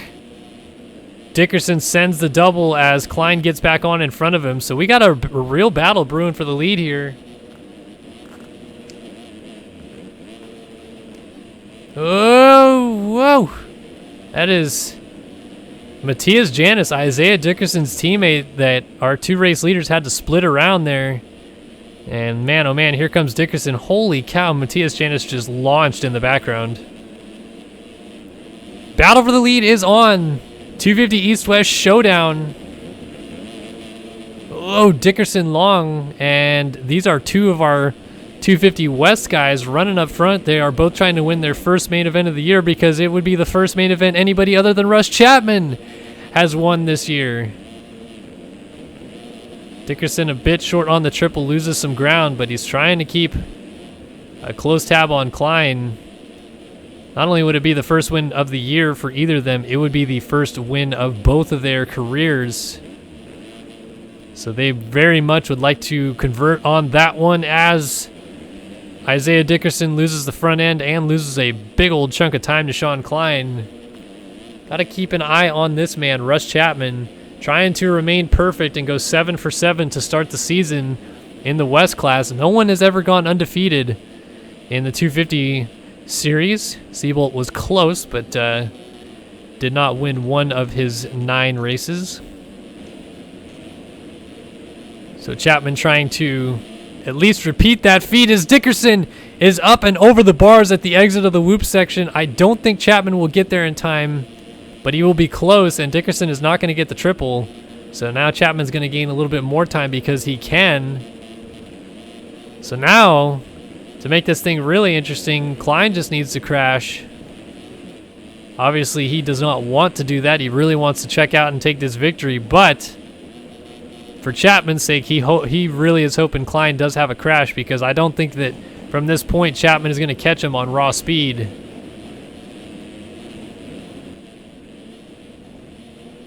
Oh, Chapman! Aggressive move on Dickerson, pushes him way wide on the start straight and takes that 2 spot. 10 seconds down on your race leader now is Russ Chapman, and it looks like he has found that groove that he had found all season long at the beginning of the year, and he is going for it. So Klein's just trying to settle down here. So Klein, Chapman, Dickerson, Mora, Holiak, your top 5. 3 ever good riders inside of the top 5. Then Burkeen is 6th, Moxie is 7th, Copeland is 8th, Eagland is 9th, Richards is 10th, and this is the man I was looking for. Jack Haley has climbed his way all the way up to 11th, trying to get around Richards here. Different lines, and it's going to work because Richards makes a huge mistake. So Haley gets through on Richards. He is now inside of the top 10. Got to see how many East Riders are in front of him. This is 1. Oh, and Haley goes up and over the bars at the end of the whoops. So let's see more. Oh, man, Richards just got cleaned by Doiron. Incidental contact, but that looked brutal. So we'll keep an eye. We'll come back later to Haley and how many people are near him. I got to tell you, Chapman is really clawing into this lead. 5-second gap for your race leader. He is probably going to have 2 to go this time by. And he is finally through a fairly large chunk of lappers, including Jack Haley, who finally just went a lap down. So I believe it should be 2 to go, unless an absolute scorcher is put down right now by Sean Klein. And this is a really good perspective of how deep the rough is getting on this track already. There's ruts and braking bumps all throughout these sections. You can see Chapman getting kicked right there a little bit. He has to take a different line through this section. And there are people everywhere as Haley is down. That was the guy that was on the Suzuki down in that corner right there. Look at Chapman. He's even starting to jump through the whoops to be able to make it through. 2.3 seconds. Chapman is going for it. He's wanting to get these lappers out of his way. And there is Klein coming back from off the track. Chapman goes to the lead and then hits Burkeen. Oh, and then he gets into, oh man, he gets into Eagland and goes down. I think that was a continuation of front end lock. But how about Dickerson going through in a second? And Chapman is going to try to get back around him immediately. Dooley's over the finish line jump. And Klein is still making mistakes. Chapman down the inside, shoves a wheel on Dickerson, but Dickerson says no this time.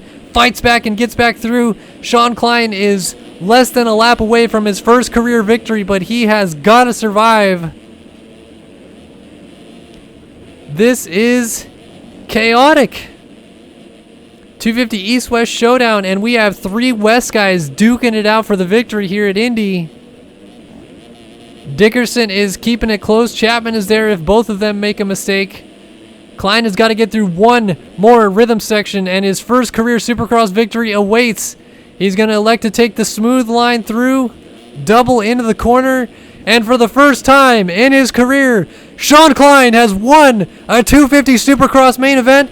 Dickerson beats Chapman back to the line for second. What an absolutely intense race there for our podium positions. Only 3.5 seconds separated your top 3 at the end. Wow. Chapman for a second there had a real opportunity to stay undefeated, got into some lap traffic, and that spoiled it for him. But he still kept it real close. Mora ends up in a very solid 4th, and Connor Holiak is going to make it an Evergood top 5 of 3 riders on that Evergood team. So solid ride for them. How about a solid ride for Dylan Copeland?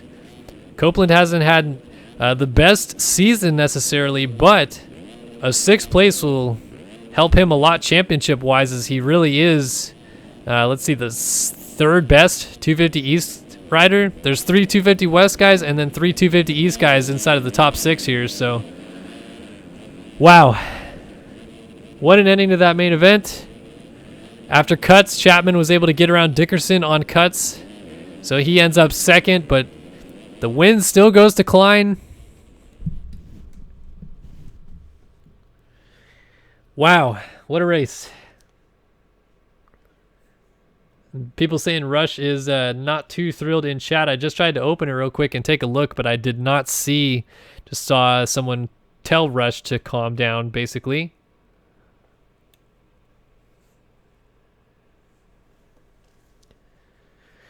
Yeah, I mean, that was a weird situation. Lappers everywhere. Clearly, Klein must have had some issues with them because he ended up way off the track, came back on right next to Chapman, and then Chapman got, I wouldn't really call it cross-jumped, but it was just kind of the racing lines coming together with, I think Burkeen was who he hit, and then he ended up going straight, and I really don't think Eagland even hit him, but he got front end lock immediately, did Chapman, after he got away from Burkeen and then slid out again. Either way you look at it, the initial contact with Burkeen, I think it was, is what ultimately cost him the race victory there, but you never know what would have happened after that. Klein could have fought back, made it interesting coming down the stretch. Regardless, that was still immensely entertaining for us to watch. So big round of applause, of course, to the 250 East and West riders both in what was a very thrilling first of two 250 East-West showdowns this year. The final one, of course, will be in Vegas.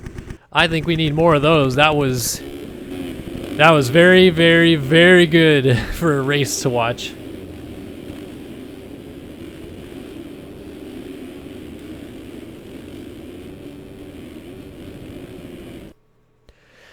All right, now it is time for the 450 main event at Indy. We already had drama earlier. Alexis Leclerc unable to qualify directly out of his heat race. Had to go through the LCQ. He is starting way outside, but who knows, that could be a real big benefit. It is time for the 450 main event at Indy. Let's drop the gate.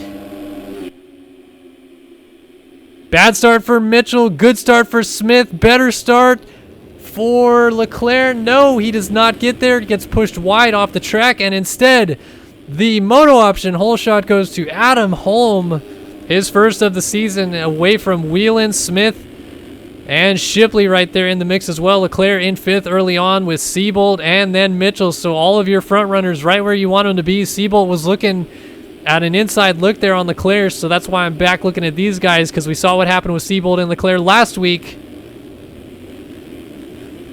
Leclerc with a bit of a bobble caused Seabolt to get hitched up there for a moment.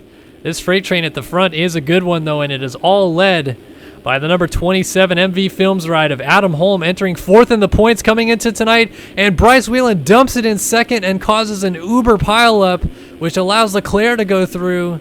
So now it is Leclerc v. Mitchell for second.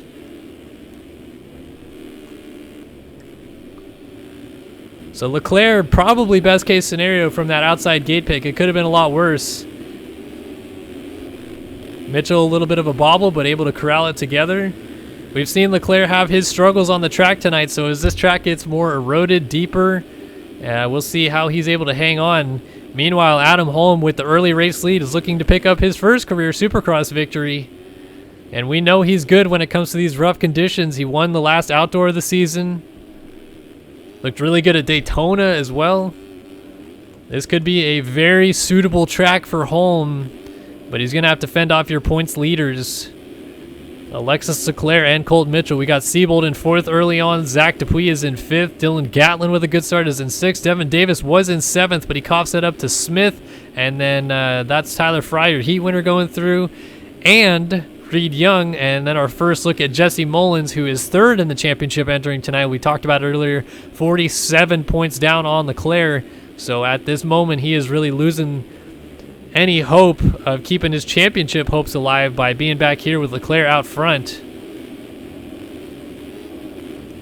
Trying to get around Davis. Davis holding tough, though. Mullins going to fight off and come down the inside, which turns into the outside. Davis swapping through the whoops, ends up down at the end of the whoops. So unfortunate for Davis there. Mullins' next move is going to try to be on Tyler Fry as he nearly gets into the side of him, as he tries to pull alongside of him, and he will get that move done now. So Mullins back around Fry. Next up will be Reed Young. Back up front, change for the lead. Leclerc has taken it away from Adam Holm And now Leclerc has 3 guys that I know for a fact do not like him behind him. We have seen Mitchell point out a couple things Leclerc has done on the forums this past couple weeks, and Holm over the berm in the background, so he goes back to 4th. We saw what happened with Seabold and Leclerc at the beginning of the race last week. Seabold obviously able to charge through and take the victory, but Leclerc started the night with a solid T-bone in the in the second corner of the main event on Seabold that puts Seabold back a little early on. He was able to charge forward and still win, but I would care to wager these two are not any more friends with Alexis Leclerc than Mullins is, and we're about to find out how friendly they are with him as we got a 3-rider battle for the lead brewing in Indy. Leclerc with a bobble out of the final corner allows Mitchell and Seabold both to close up on him. And this is going to get interesting in a hurry. Your 2 championship leaders are 1 and 2, with Seabold, who's arguably been the fastest rider the past couple weeks, right there in 3rd. Leclerc looks like he is trying to maybe put down a couple qualifying laps, try to get away, not have to deal with the pressure from behind, but these two are just on the money right now.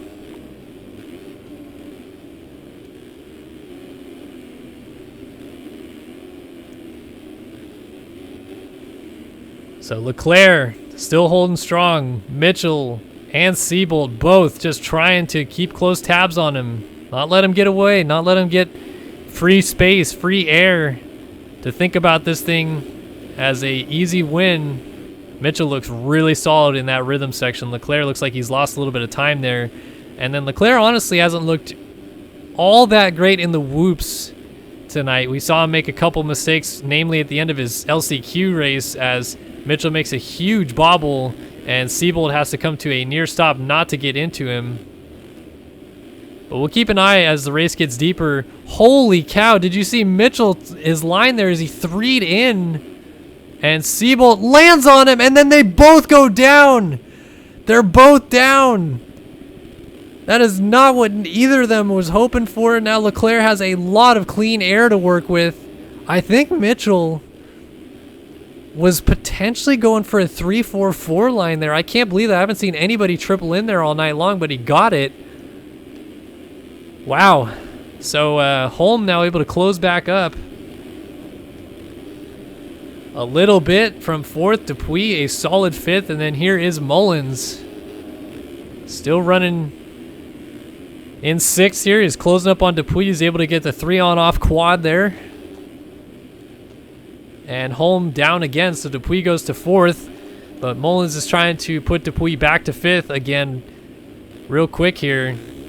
Had an outside line, but Dupuis holds tough on the inside into the next section. See if Mullins is going to try an inside line here.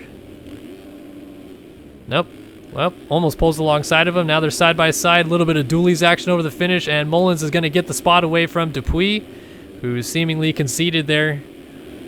But now Seabold is the only one that is not in the top 3 of your championship that is inside of the top 4 of this race. And I gotta say, it looks like they're actually reeling in Leclerc just a little bit again. 50.3 and a 50.1 versus a 50.7. So yeah, just a touch. But I think Leclerc may have just went down because he did have like a 10-second gap and it's gone down. If I were Mitchell here, honestly speaking, if I were Mitchell here, I'd just let Seabold go. I know they're trying to latch on to each other, and I know Mitchell wants to get as many points as he can, but I have a feeling Seabold is the fastest rider on the track here tonight, and if he can catch Leclerc and start ruffling some feathers, that's only going to help Mitchell, so holding up his teammate is really not helping him at this point, in my opinion. But we'll see if maybe this comes into play later. Maybe if he lets Seabold go, Seabold wouldn't be able to give him back the spot later on. Oh, Seabold into the bales, so loses touch a little bit, and then Mitchell got a huck at the end of that section, but able to salvage. Rider down on the inside, so Leclerc has to swing wide. Starting to get into some lap traffic here. Is this rider going to get up before Mitchell gets there? No, and Mitchell misses the rhythm, and he's way off rhythm now, actually, so Seabold's going to pull up right behind him and almost go up over the bars. If this was anybody else, Seabold would probably be pretty mad by this point. But because it's his teammate, I think he's just letting it go. These mistakes that Mitchell keeps making right in front of Seabold, almost taking him down, did actually take him down once. So Leclerc out of the LCQ and leading. We are not yet halfway though, so don't touch that dial. This race is far from over, as the two ART Racecraft decal Kawasaki's in second and third want a piece of the number 7 out front.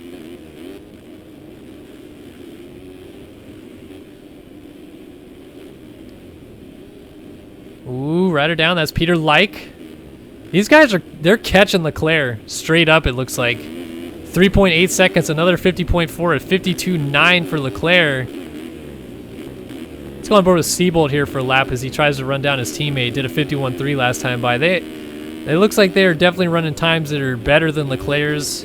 Obviously, Leclerc is getting into some lap traffic at the moment that these guys haven't yet hit. They're about to right now.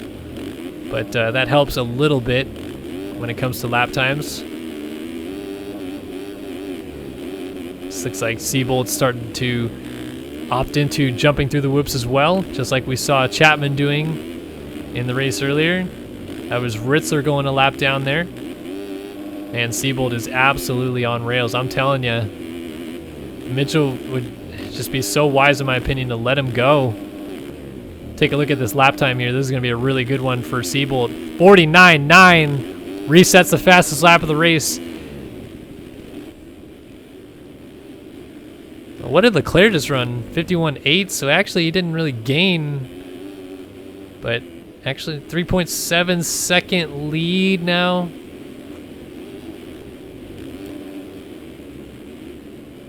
And these two have just been all over each other this whole main event. Here is Seabold down the inside, and again, electing not to force the issue allows Mitchell to have the space, but I'm just telling you, Seabold should just go. It's going to help Mitchell if Seabold gets to Leclerc, because at this point, neither of them are going to get there because they keep dogging each other. But Seabold's clearly got the speed to do it, so I don't know. Maybe I'm just an optimist here, but I just don't think that Mitchell on speed alone is going to get to Leclerc here, but Seabold could.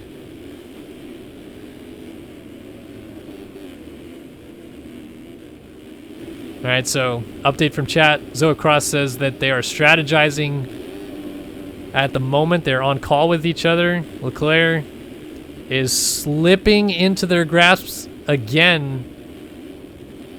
Lappers. There's a lapped rider in between them now. And there's Hinner's lapped rider is Jake Warden on the outside. Man, Mitchell is close. The two lappers right in between him and in the main line now. Mitchell somehow able to pull off the line. So now it's Hinner's between Leclerc and Colton Mitchell here. Hinner's is going to want to get out of the way. And Hinner's still not moving, and now going down in front of Mitchell and takes him down and takes Seabold with him. That was absolutely atrocious riding by Jeremy Hinner's. No idea what he's doing there. Must have had the blue flag for nearly a lap.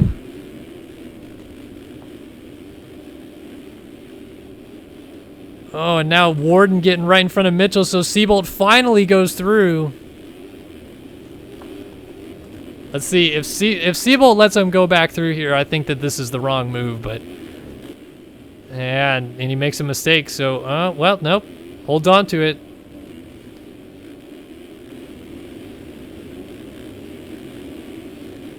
So Leclerc continues to lead 12 minutes in. These guys have just not lost touch. I don't want to lose this battle for the lead, but we've got to keep an eye. Bryce Whelan, Jesse Mullins is in 5th, so he lost a spot. Adam Holm, Jeremy Smith, Devin Davis, Chase Blakely, all these guys putting in good rides. Zach Dupuis is a lap down. I just saw him get put a lap down. Yeah, there's Mitchell lapping Blakely, so Blakely is also a lap down. And Blakely is in 9th? Yes, he is. So these front runners are putting on a tremendous pace at the front of the field. I just really think Seabold speed-wise is going to get to Leclerc here. 4.5 seconds is the gap. just like looks like he is so comfortable running his lines that he's using. See the lap time he runs here, 50.6 to a 51.8. So just that lap alone gained over a second on Leclerc.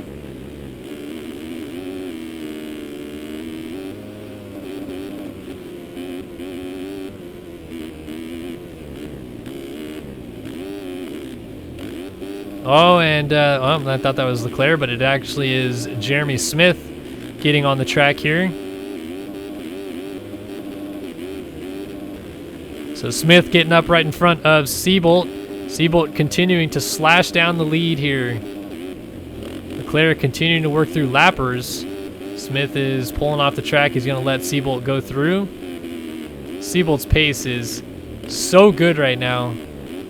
I don't think this lap time will be immensely faster. I don't think it's going to be his best lap, but let's see, 50.5 to a 51.3. So again, nearly chunks off a whole second that lap. Oh, big kick. Whew. The Dragon's back section is getting cupped out a little bit. So Seabolt's got to be careful there. 2.9 seconds. His gap is coming down rapidly, and Leclerc, it looks like he still is in lap traffic in front of him. Can't tell exactly who that is. That's Devin Davis by the looks of it.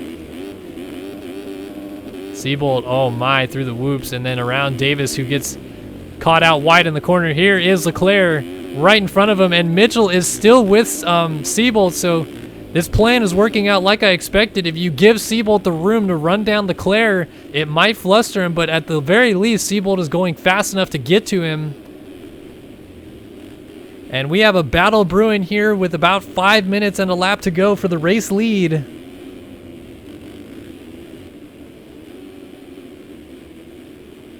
Leclerc now trying to lap Peter Leicht by the looks of it on the 73. Yes. And then Seabolt. And then Jeremy Smith as a lapper.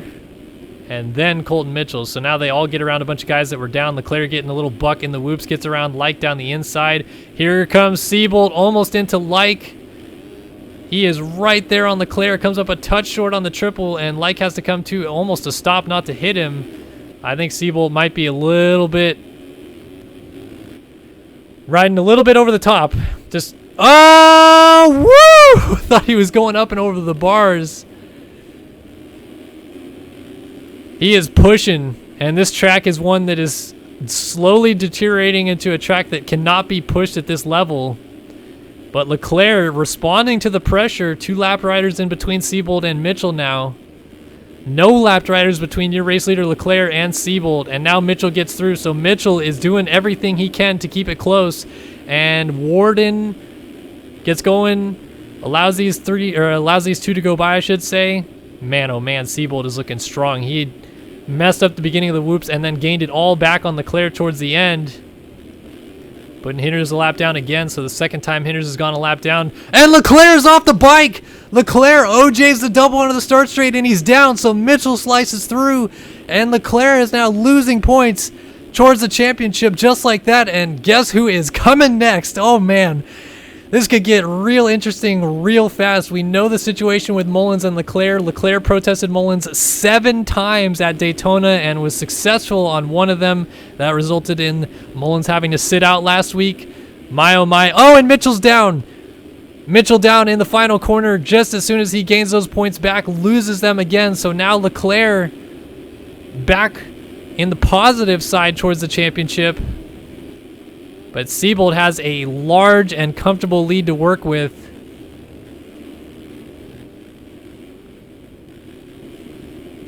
And now we have lost Mullins. What just happened? Why is Mullins still listed in 4th here? What the heck is going on? Is my timing and scoring messed up, or... Let me reconnect because I don't want to miss this based off of my stupid timing and scoring. I don't know how it glitched, but it did. All right, so going back up front. On board with Leclerc here for a second. You'll see a road kick in gnarly. Or now we're not even going to be able to see a road. So a road is super deep, but because I had to pull away and rejoin, we're not even going to see a road at all. It's going to be a completely blank track. So this is going to look really weird these last couple laps. I apologize for that, but my timing and scoring was messed up. So Leclerc, 10 seconds behind Siebold. And then, yeah, it is Mitchell now in front of Mullins, so that position did swap. Mullins was ahead of Mitchell.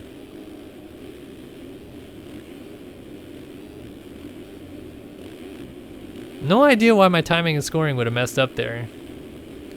Anyway, Leclerc now in a comfortable enough zone here that he shouldn't worry too much about getting caught and passed by Mitchell per se. And this looks so weird because it looks like they're on smooth track and they're hitting all these bumps.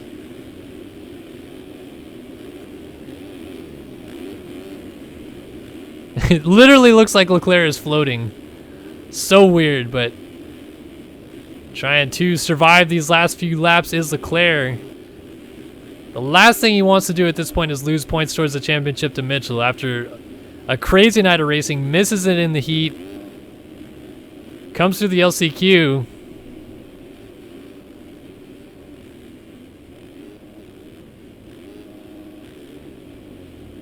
So Leclerc, a couple mistakes. Well, Mitchell, you never know.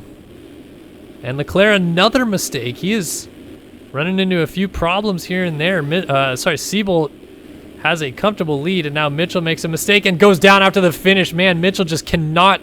Even last week, we saw this with Colton Mitchell. He suddenly found himself in a really good spot points-wise, and then in the last straightaway, crashed all by himself and lost 3 points. I don't know what timing and scoring is doing. It still has Mitchell in third, despite the fact that Mullins has gone by. So something is weird with Mullins more specifically, because unless, is he a lap down? Mullins is a whole lap down? What?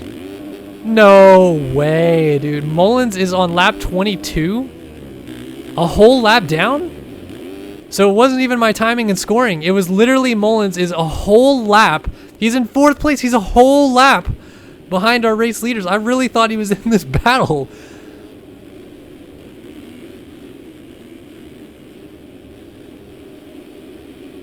What?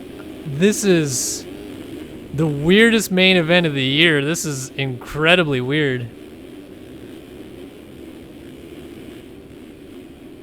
Okay, so coming out right now is the white flag for Siebold.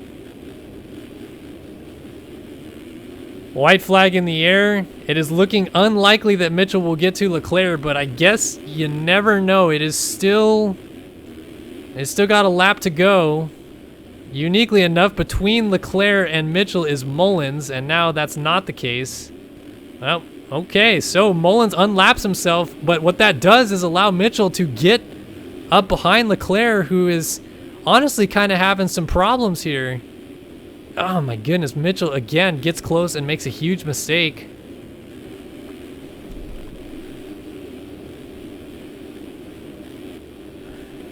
So let's see if anything changes with these two. 8-point difference between Leclerc and Mitchell. This would go down to Mitchell would gain 2 points towards Leclerc. Up front though, Jeremy Siebold, back-to-back weeks is victorious. Rider down, and they have to split him, and then another rider down, and Mitchell gets into him. 360s, but is down again. It is just lap traffic hell tonight. These guys could not escape it, but Leclerc survives one of the most chaotic main events I've ever seen to get second and actually extend his points lead on Mitchell, who just is folding like a lawn chair when it comes to pressure situations. He will get third. Mullins, one whole lap down, gets fourth. Whelan fifth. Holmes sixth after the whole shot. Smith seventh. Devin Davis, one of his best rides of the year, in eighth. Cale Cimaroc is ninth, and he will stay there because Reed Young, a lap down, hit him. And then Chase Blakely in 10th. We got so many guys coming to the line. It's ridiculous here. And cuts are in. And that's how it stays. So your top three lapped the field. Incredible.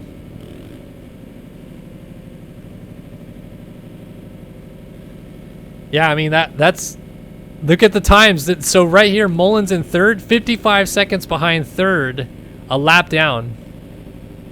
So if he missed a timing gate, he still ended up fourth because he was still ahead of Holm, who was also one whole lap down.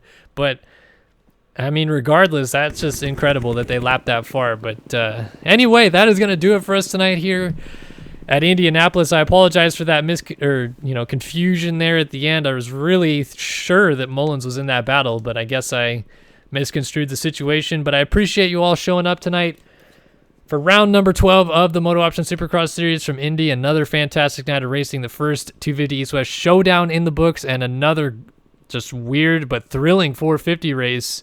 Yeah, that is it. Thanks, of course, to Versus PC, MotoOption Clothing, MXS EMF, Racetech Suspension, FamMX Designs, MXS Servers, Squid Squad, and everybody else who helps put on this series.